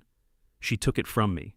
Marlene helped carry boxes to Paige's car but did not pack for her. I offered my truck. Paige said everything would fit. Travis stood in the garage beside the stainless steel table. He did not come out until she closed the car's hatch. Paige walked to him. I couldn't hear what she said. She touched his arm. He kept both hands in his apron pockets. She drove away alone. Travis remained in the driveway after her taillights disappeared. Marlene stood beside me on the porch, arms folded against the cold. She shouldn't have had to leave to make him hear her, I said. No, Marlene answered. The words sat between us, carrying more than our son's marriage. Then she went inside, and this time I understood enough not to follow. Travis stayed in the driveway until the rain darkened his shoulders. I watched from the kitchen. Every few minutes he checked his phone, though Paige had been gone less than half an hour. Marlene warmed leftover soup for herself. She did not ask whether he wanted any. Should I bring him a jacket? I asked. He owns a jacket. He left it inside. Then he knows where it is. I opened the back door anyway. Travis turned at the sound. What? Nothing? You're standing there. I was checking the rain. He looked up at it. Still works. I closed the door. Marlene carried her soup to the table. That was impressive restraint. I didn't bring the jacket. You opened a door and announced weather. That's growth. The corner of her mouth moved. Travis came inside 10 minutes later, wet and angry. He walked past the towel I had placed near the door and tracked water to the basement. I picked up the towel. Marlene raised one eyebrow. I'm drying the floor, not him. I didn't say anything. You did with your face. My face has been married to you a long time. The basement stayed quiet through the weekend. The sealer did not run. No music played. On Sunday afternoon, I found Travis on the couch watching a cooking competition with the sound off. Have you eaten? Yes. What? Food. Specific. He did not look away from the television. I sat in the chair across from him. The basement felt larger without Paige's desk equipment. Pale rectangles marked where her computer monitors had blocked the light. The pink blender was gone from the small counter. She asked you to visit, I said. She texted. Are you going? Why? To see where your wife lives. I know the address. That isn't the same. He turned up the television volume. A chef was shouting silently at a bowl of custard. You going to keep giving advice? He asked. Probably. Maybe focus on getting your own wife back across the hall. He said it without looking at me. I stood. Eat something that didn't come in a silver pouch. You know, Mom moved 14 feet and you act like she crossed an ocean. Paige actually leaves and everybody tells me to respect her space. I didn't tell you to respect her space. What are you telling me? To go see her. And say what? The truth. He laughed. Everybody loves that word when they don't have to provide the script. I left him with the silent chefs. Marlene's production filled the dining room a little more each week. Hotel jackets appeared, disappeared, and returned with new brass buttons. A pair of green trousers hung from the chandelier one evening because the hems needed to dry after she removed some kind of adhesive. I learned not to move anything without asking. I also learned that tailor's chalk looked like soap but did not clean a skillet. You wash dishes with this? Marlene asked, holding the softened white triangle between two fingers. It was beside the sink. It was wrapped in paper. So are fancy soaps. It says, wax chalk. The label was wet. She laughed harder than the mistake deserved.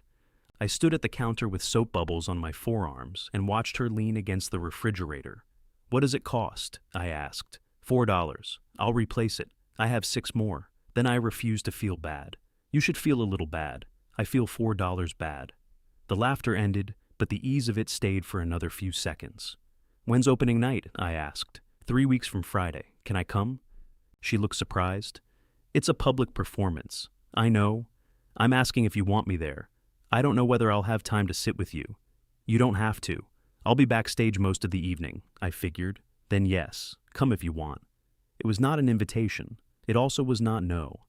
On Tuesday, Paige came for mail. She had changed her hair, though only by an inch or two. I might not have noticed before.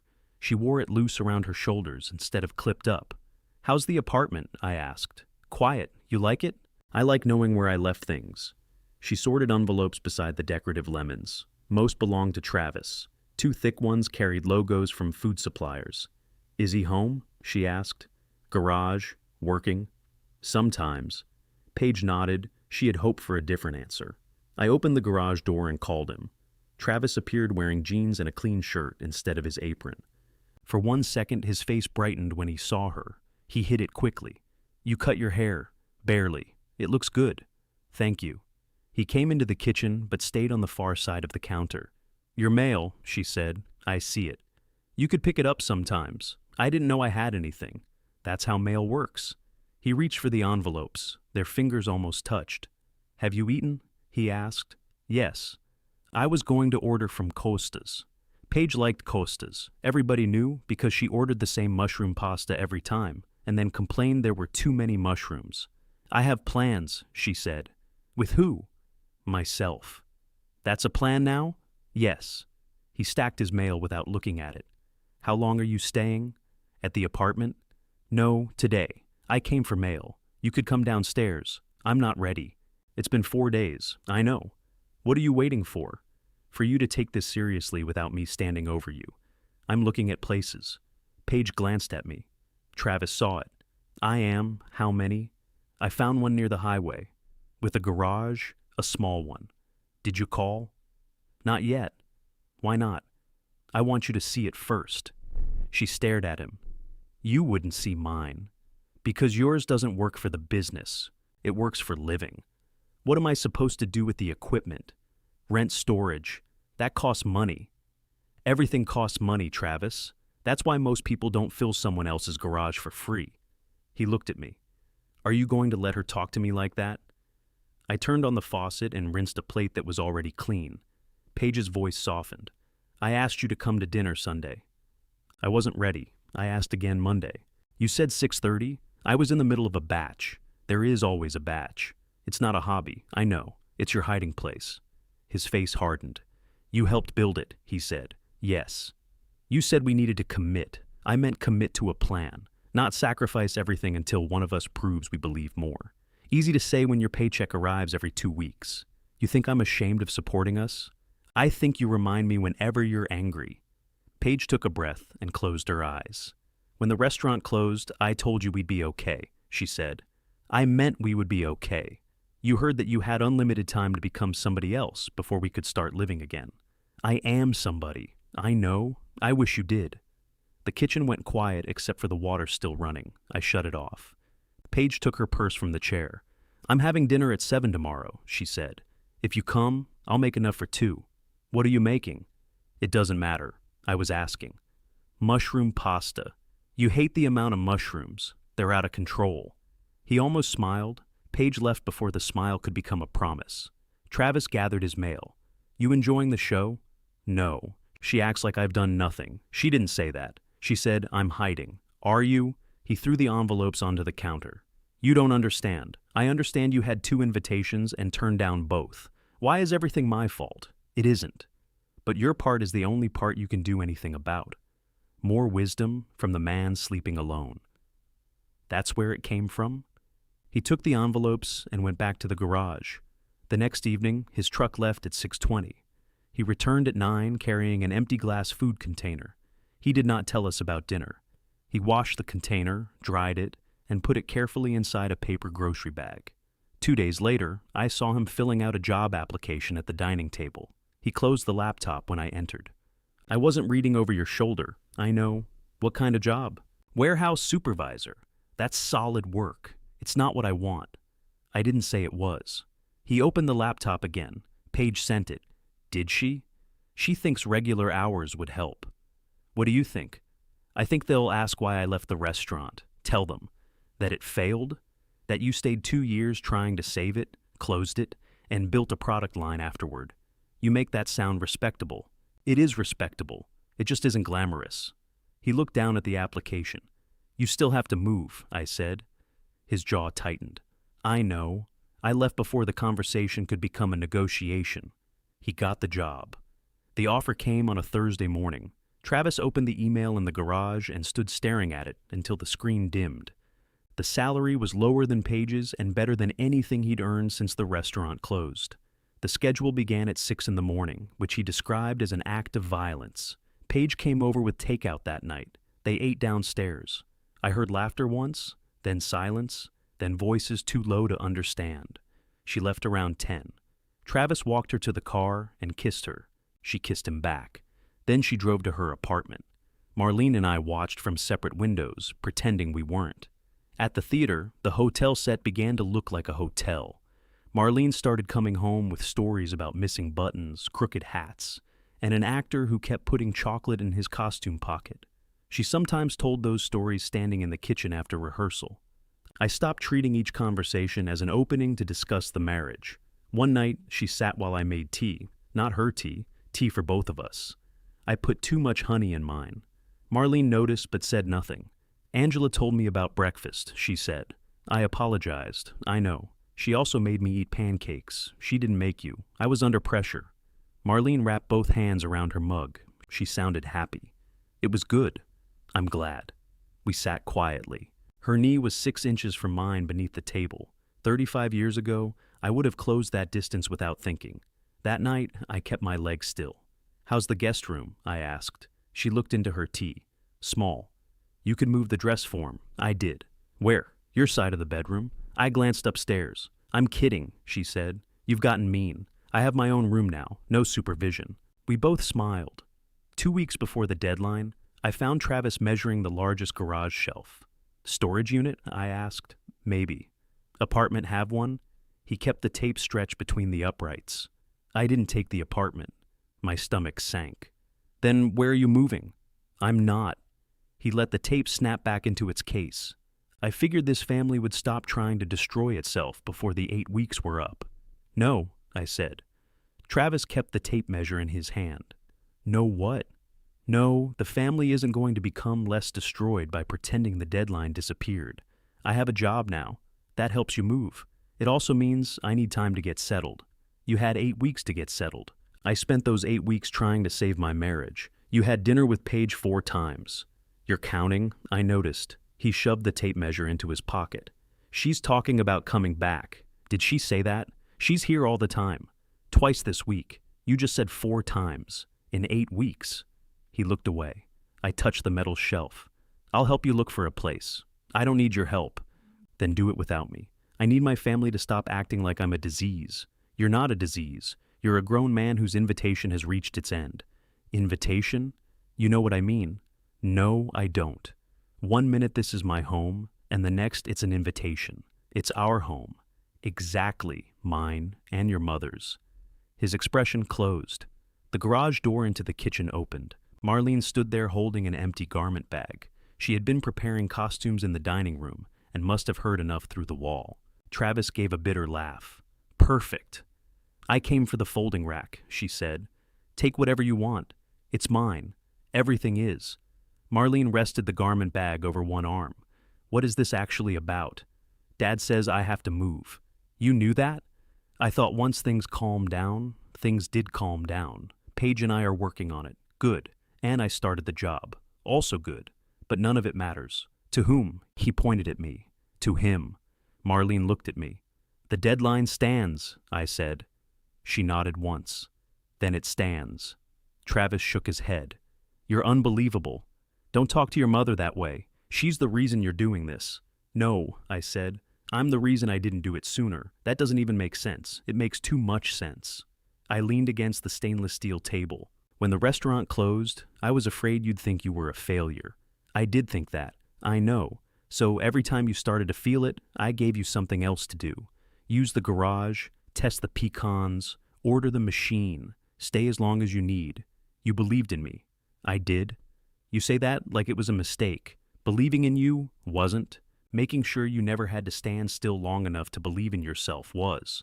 He pulled the tape measure out again, then dropped it on the table. You think a warehouse job is me believing in myself? I think taking work you don't love because it helps you build a life is harder than putting another logo on an apron. The cruelty of that sentence showed on his face before I could take it back. Marlene said my name quietly. Calvin. Travis removed the apron as if I had pointed it out.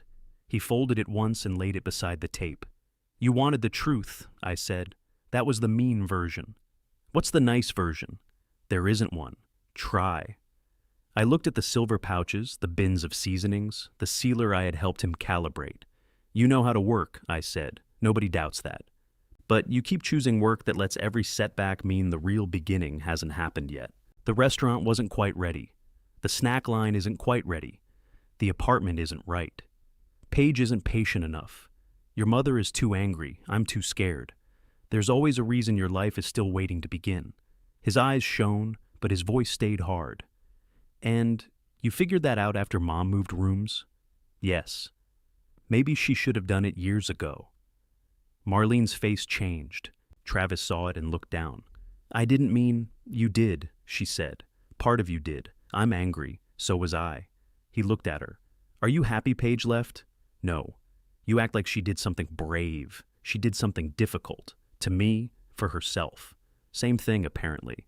Marlene opened the garage closet and removed the folding garment rack. You keep measuring love by whether people are willing to remain uncomfortable for you. She lifted the rack. I reached for it. She let me take one end. I'm not discussing your marriage, she told Travis, but you will not turn my decision into the cause of hers. We carried the rack inside. Travis did not come to dinner. Paige arrived the next evening with a pizza and found him sitting in the garage beside the silent sealer. They talked for more than an hour. This time, I went upstairs rather than invent a reason to pass through the kitchen. Marlene sat on the guest room floor, sewing buttons onto a hotel jacket. The door was open. I stopped in the hallway. Paige is here, I heard. They're talking. I heard that too. Do you need help with the buttons? No, I can do buttons. You attach buttons like you're securing cargo. They stay on. They pull the fabric. I leaned against the doorframe. I told Travis he kept putting logos on aprons instead of starting his life. That was unkind, I know. Was it true? Yes. Then apologize for the cruelty, not the truth. Is that what you want from me? Her needle paused.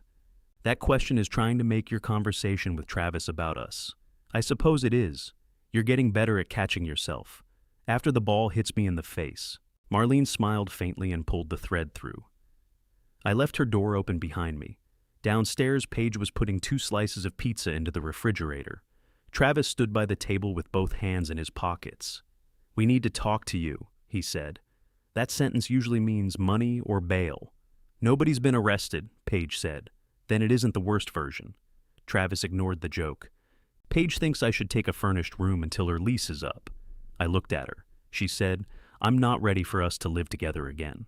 You're still married, he said. I know. Everybody keeps saying that, like marriage has nothing to do with living together. It has everything to do with it. That's why I don't want you moving into my apartment because you're out of options. I'm not out of options. Good, I said. Then choose one.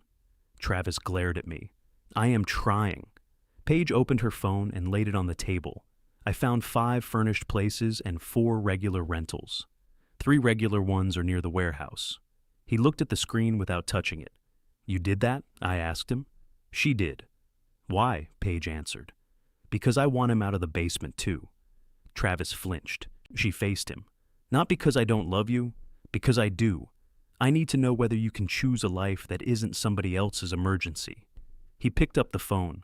1 apartment was above a dry cleaner, 1 faced the highway, and 1 had a kitchen with green cabinets. The furnished rooms looked like places designed for traveling nurses or recently separated accountants. Green cabinets, Travis said. They can be painted, not by a tenant. So, don't paint them. He scrolled.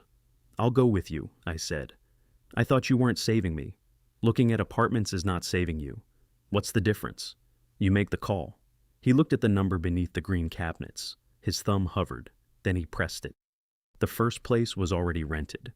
The second smelled so strongly of somebody's fried onions that the walls seemed seasoned. The third sat 9 minutes from the warehouse and had a narrow garage barely wide enough for a car. Travis walked through it twice. The bedroom overlooked a parking lot. The bathroom faucet dripped. The kitchen cabinets were plain oak instead of green. It's small, he said.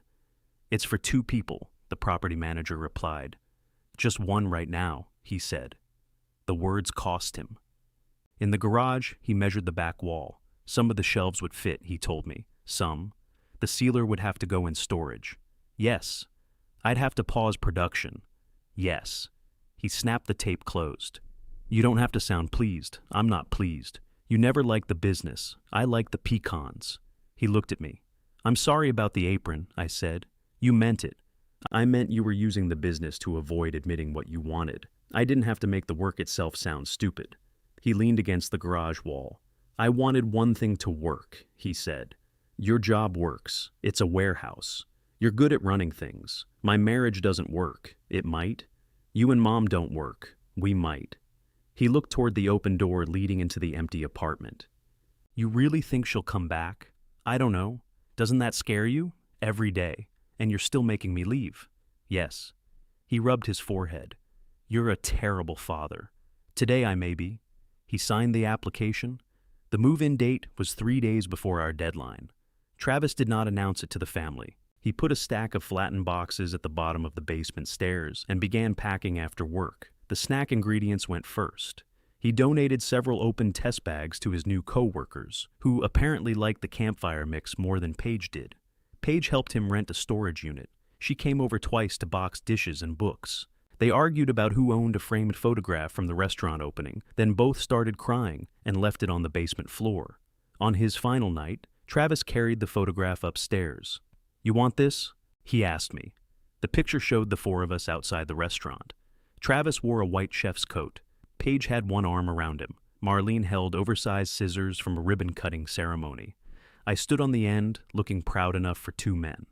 "It's yours," I said. "I don't know where to hang it. You don't have to hang everything immediately." He set it carefully in a box marked bedroom. On moving morning, he had packed the basement but only half the garage. The truck was due at 10. At 9:30, he sat on an upside-down ingredient bin, staring at the stainless steel table. I brought two folding chairs from the kitchen. I opened one for myself and placed the other beside me. "You staging an intervention?" he asked. My knees hurt. He remained on the bin. "I could stay," he said. "No. You wouldn't call the police. No. You wouldn't change the locks. No. Then what would you do? I'd know you decided my word didn't matter. Your mother would know too. Paige would hear you chose this garage over every door she left open. You could stay, Travis, but you'd be staying inside what you broke." He stared at the floor. "That's cold. It's the warmest truth I have." He wiped both hands over his face. "I hate that apartment. I know. The faucet leaks. You know how to fix a faucet. The garage is tiny. You'll have fewer things in it." He laughed once painfully. "You have an answer for everything." "No, I have answers for faucets." The moving truck backed into the driveway. Travis stood. For a moment, I expected him to walk into the house and lock the basement door. Instead, he pointed to the other end of the stainless steel table. "Can you grab that?" I got up from the folding chair. "Yes," I said. "You asked." We carried the table to the truck. Travis walked backward, guiding his end around the garage door. I kept my eyes on his hands and waited for him to tell me when to lower. The movers stood by the ramp, pretending not to judge our technique. "Down," he said. We set it on the driveway. "You usually lower on 3, I said. "You usually lower on 2 while saying 3. That prevents people from anticipating. That causes back injuries." One of the movers coughed into his fist. We loaded the garage first. The sealer went into the storage truck along with 3 shelves, the label printer, and the unopened ingredients. The smaller moving truck took his bed, clothes, kitchen boxes, and the framed restaurant photograph. Paige arrived carrying coffee for 4. "I didn't know what you wanted," she told me. "Black. You put sugar in it at breakfast with Angela. That was a failed experiment." She handed me the black coffee. Marlene came outside with a tray of sandwiches wrapped in wax paper. Travis looked at them as if they meant he had been forgiven. "These are for everyone," she said, "including the movers." "I didn't ask you to do that," he said. "I know. You didn't have to." "I know that too." He took one, but did not open it. When the basement was empty, Travis walked through it twice. The old couch remained because it belonged to us, though nobody could remember where we'd gotten it. Dust outlined the missing furniture. A single pecan had rolled beneath the radiator. Travis picked it up. "Maple?" I asked. "Plain." Disappointing. He put it in his pocket. Paige carried the last box upstairs. Travis followed, then stopped in the kitchen where Marlene was rinsing the sandwich tray. "Mom." She turned off the water. He rubbed the back of his neck. "I'm sorry." "For what?" His expression tightened. "Everything." "That's too large to be useful." I looked down at my coffee. It was exactly the kind of thing I would have said to Marlene once, and hearing it from her sounded less like cruelty than a request for effort. Travis tried again. "I'm sorry I treated this house like it would rearrange itself around me," he said, "and that I treated you like part of the house." Marlene dried her hands. "I should have cleaned Tuesday night. I should have asked before bringing people in. I shouldn't have said Dad was barely here. That last part was true," she said. He glanced at me. "It was," I told him. Travis nodded. "I said it to hurt you, I know, and I blamed you for Paige leaving because I didn't want to admit she'd been asking me to go with her." Marlene leaned one hip against the counter. "I accept your apology," she said. Relief entered his face too quickly. "That does not mean I'm resuming your laundry," she added. "I can do laundry. You spent 40 minutes looking for detergent. I know where it is now. You don't live here now." He laughed. It cracked in the middle. Marlene stepped forward and hugged him. Travis held himself stiff for 1 second, then folded around her. When they separated, she touched his cheek. "Go make the apartment less ugly. The cabinets aren't green," I heard. It was the green apartment or the onion apartment. You chose wisely. At the new place, the movers put the bed against the wrong wall. Travis had them move it, changed his mind, then helped move it back. Paige arranged 3 coffee mugs in the cabinet. She had brought the pink one from her apartment but took it with her when she left. I helped Travis connect the television and carried boxes into the narrow garage. The stainless table fit along the back wall with 4 inches to spare. The bathroom faucet dripped steadily.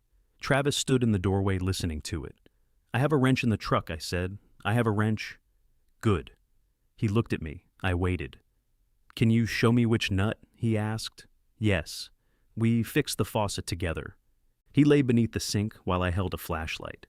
When he turned the wrong fitting, water ran down his arm and into his shirt. "You could have warned me," he said. "I thought you knew."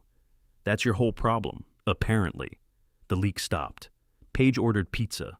We ate on unopened boxes in the living room. Travis offered her the bedroom to stay the night. She said no gently enough that I looked away. "I'll come by after work tomorrow," she told him. "I get off at 3, I know. Dinner? Maybe." He started to press, then nodded. "Okay." She kissed him near the door. It was not the kiss of a woman returning. It was the kiss of a woman leaving a light on. After Paige drove away, I handed Travis the apartment key he had left beside the pizza box. "You're going too?" he asked. "It's nearly 8. "Right. You start at 6. I know. Set 2 alarms. I'm 34. You slept through your own restaurant inspection. That was one time. It was the fire inspection." He walked me to the door. The apartment behind him still looked temporary. Boxes crowded the walls. The restaurant photograph leaned against the baseboard, but his work boots sat beside the entry, ready for morning. "I love you," I said. His eyes shifted toward the parking lot. "Love you too." I drove home with an empty truck. The garage echoed when I opened it. My workbench was visible from one end to the other. The radio sat where I had left it, paprika still lodged around the dial. I turned it on. A country song filled the space too loudly, so I shut it off. Marlene stood in the doorway. "How is he?" "Terrified." "Good. That's cold. It's normal." I looked at the empty shelves. "You have your garage back," she said. "It looks bigger. Everything does when Travis leaves it." We went downstairs together. The basement smelled faintly of maple seasoning and the lemon cleaner Paige had used on her final morning. Without their things, the rooms looked abandoned rather than restored. Marlene picked up the lone restaurant photograph of frame hook from the floor. "I thought I'd feel relieved," she said. "Do you?" "A little." "Me too." She sat on the arm of the old couch. I sat at the other end. The empty cushion between us belonged to nobody. "He apologized," I said. "He did." "You believed him?" "I believe he was sorry today." "That isn't the same." "No." I rubbed my palms over my jeans. "Are you still angry with me?" "Yes." The answer hurt less than it would have 8 weeks earlier, maybe because she gave it without hiding. "All the time?" I asked. "No." "When aren't you? When you ate Taylor's chalk?" "I did not eat it. You washed a skillet with it. Something probably transferred. That's not eating." She looked around the basement. "I'm not moving back into our room because he moved out." "I know. Do you?" "Yes." I wanted to tell her I had kept the deadline, repaired things with Angela, learned where the trash bags lived, and stopped treating each household silence as permission. I wanted to line up every change like fish on a dock. Instead, I said, "It would be another version of making you the prize." Marlene turned the little frame hook over in her fingers. "That's better than what you would have said before." "I know. You don't have to agree so fast. I'm afraid you'll think I'm not listening. I'll tell you. Will you?" She took a breath. "Yes," she said. "I will." Opening night arrived with one missing bellhop hat, 2 torn hems, and the actor playing the hotel manager insisting his pants had shrunk. I learned all of that later. From the audience, everything looked intentional. Angela sat beside me at the Hawthorne Theater. She wore a black dress and carried a bouquet of yellow flowers wrapped in brown paper. "Those for your mother?" I asked. "No, the bellhop." I considered bringing flowers. "Why didn't you?" "I thought it might look like I expected a romantic outcome." "It's opening night, Dad. People receive flowers." I brought mints. That should sweep her off her feet. The Hawthorne held fewer than 200 seats. The carpet smelled like dust and old popcorn.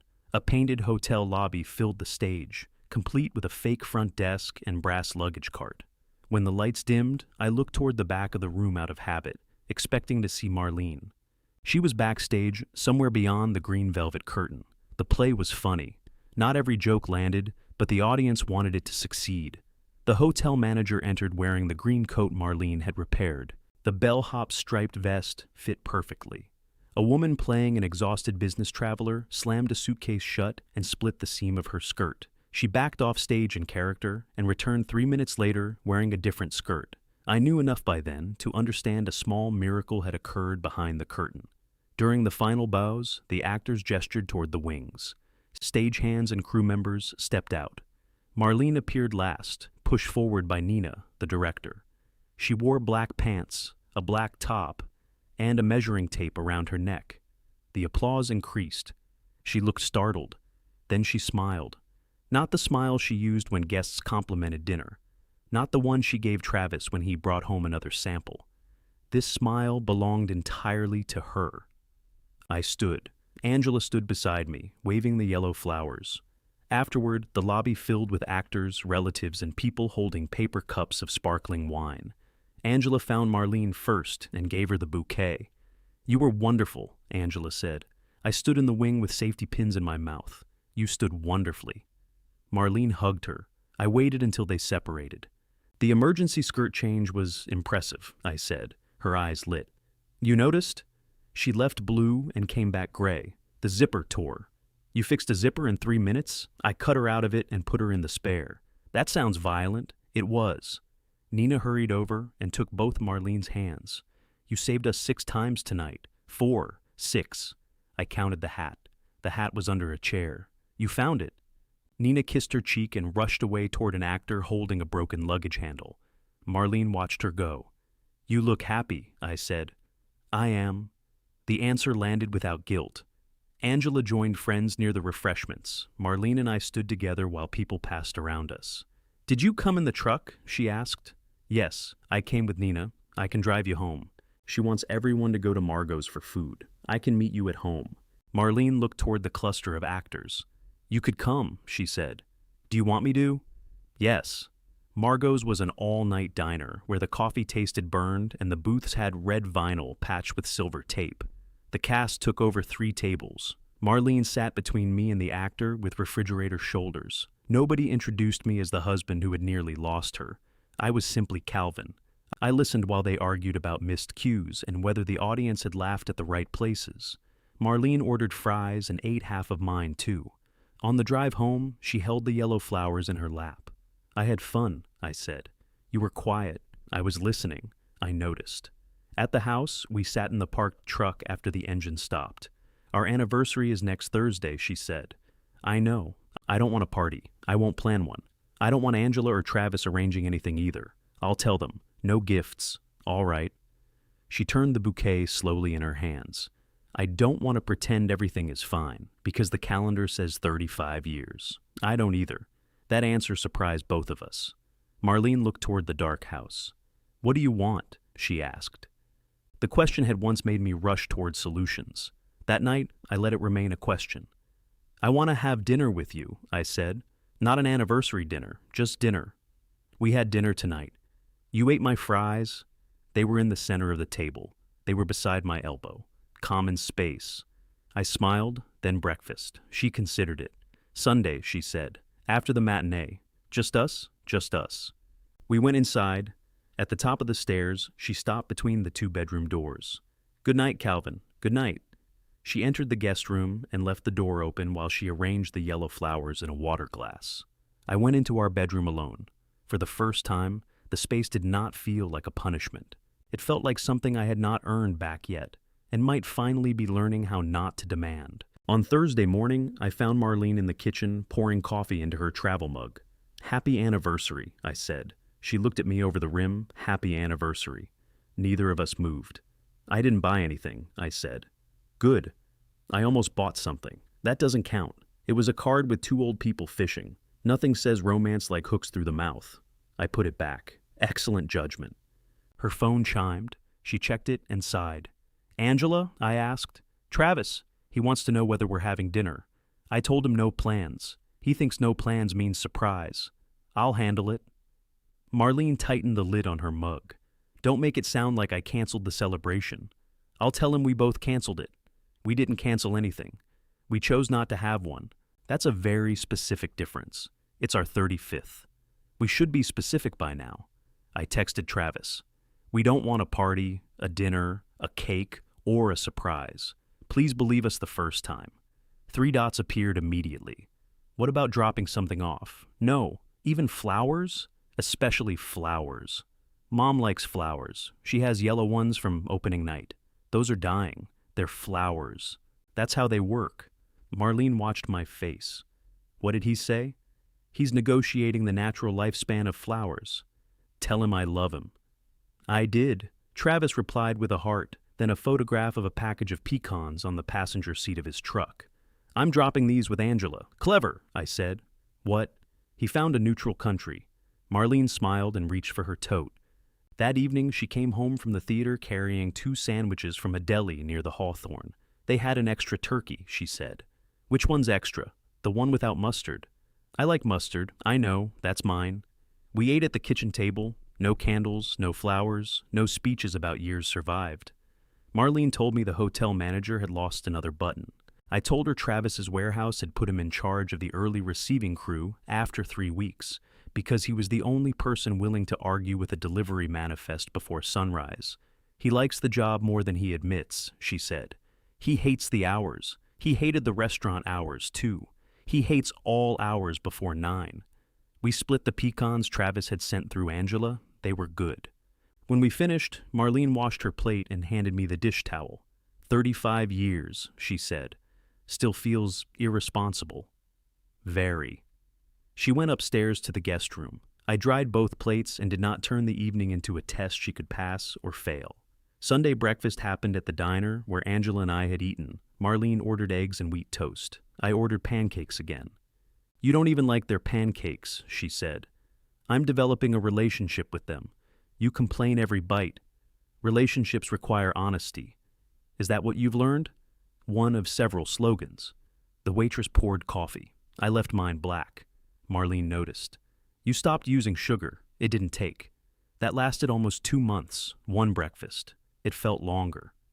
I poured syrup over the pancakes. For a while, we talked about ordinary things. The gutter over the garage needed cleaning. Nina wanted Marlene to stay on for the theater's winter production. Dennis had called about fishing before the weather turned. Angela's kitchen faucet was making a noise she described as haunted. Then Marlene folded her napkin beside her plate. I don't know if I want to move back, she said. I set down my fork. All right, that wasn't the response you had ready. No. What was? I had several. None were good. Try the least bad one. I looked out the window at the parking lot. A woman was trying to load a floor lamp into a small car without lowering the seats. I miss you, I said. I miss your things in the bathroom. I miss you accusing me of stealing the covers when you pull them off me. I miss knowing the last person I speak to at night will be you. Marlene's eyes lowered. But missing you doesn't tell you what to do, I said. No. So, all right. I don't like it, but all right. She ran one finger around the rim of her coffee cup. I miss you too, she said. That's part of what scares me. Why? Because I could move back just to stop missing you. Then 6 months from now, everything would be comfortable enough for you to stop noticing again. I don't know how to promise that won't happen. You can't. Then what can I do? Keep doing things when nobody is grading you. That sounds like homework. It is. I was never good at homework. You were good at tests. You liked knowing when you were finished. The woman outside finally lowered the back seat. The lamp slid into the car. I liked being the generous one, I said. Marlene waited. My father treated every need like a debt. If I borrowed his truck, I returned it full and washed. If I stayed home between jobs, I paid rent by Friday. He wasn't cruel. He just made sure nobody could mistake help for love. You wanted Travis to mistake them. I wanted him to be certain he was welcome. So, you made him impossible to send away. Yes. And you made me the person who would have to do it. Yes. The second yes was harder. I rubbed my thumb over a nick in the table's laminate. You were always the reasonable one, I said. I counted on that. I wasn't always reasonable. No, but you usually cleaned up afterward. Marlene smiled without amusement. I should have said no when you offered the basement. You tried. I said it needed painting. I said Paige liked her privacy. I said we should discuss it later. I never said, no, 6 weeks is the most I can give. Then I punished you for accepting the softer answer. You smiled. I wanted Travis to think I was generous too. There it was, her part, not equal to mine, but real enough to belong to her. I moved my clothes while you were gone because I knew you couldn't talk me out of it from the lake, she said. Would I have? You would have kissed my forehead and promised a conversation after the weekend. That sounds like me. It sounded like you to me, too. The waitress returned with the coffee pot. We both covered our cups. I don't want Angela between us anymore, Marlene said. Neither do I. If I'm angry, I'll tell you. I may not enjoy that. You don't have to. If I'm avoiding something, will you tell me? Yes. How will you know? You reorganize objects. The chairs needed pads. You put pads on all four. One was off-center. She gave me a look. All right, I said. If I start repairing furniture during an argument, say something. And don't offer my time to anyone. I won't. You will. Then I'll remind you. That sounds more realistic. Breakfast became a walk the following Sunday. The walk became dinner the week after that.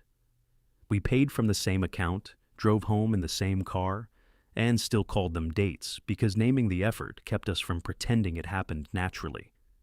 Marlene remained in the guest room. Sometimes her door stayed open. Sometimes it did not. I learned not to measure the marriage by the latch. Travis learned the warehouse schedule. He complained every morning and arrived 10 minutes early. On Saturdays, he rented time in a shared commercial kitchen and produced small batches of maple pecans. He stopped talking about national distribution and started selling enough to cover the kitchen fee and part of his storage unit. Paige stayed in her apartment until the 3-month lease ended. She and Travis ate dinner together twice a week. Some nights she stayed at his place. Some nights she returned to her own bed. When she finally carried the pink blender into his kitchen, he did not describe it as moving back. He cleared a cabinet for it. Angela invited me to dinner at her house. Her faucet did make a haunted noise, but I left my tools in the truck until she asked. I stayed through dessert. At home, the basement became a room nobody needed urgently. Marlene moved the dress forms downstairs between productions. I put my radio back on the garage shelf and cleaned the paprika from the dial. Dennis called on a Wednesday evening in October. One last trip, he said. Saturday. Weather's supposed to hold. My first response rose automatically. Sure. I looked toward the dining room. Marlene sat at the table altering a velvet jacket for the winter production. Let me check, I said. Dennis went quiet. Check what? The schedule. Whose schedule? Mine? You've changed. So I've been told. I covered the phone. Dennis wants to fish Saturday. Marlene pushed a pin through the velvet. Okay. You have theater? Not until Sunday. Do we have plans? No. Are you sure? She lowered the jacket. Calvin, I don't need you to stop fishing. I know. Do you? I'm checking.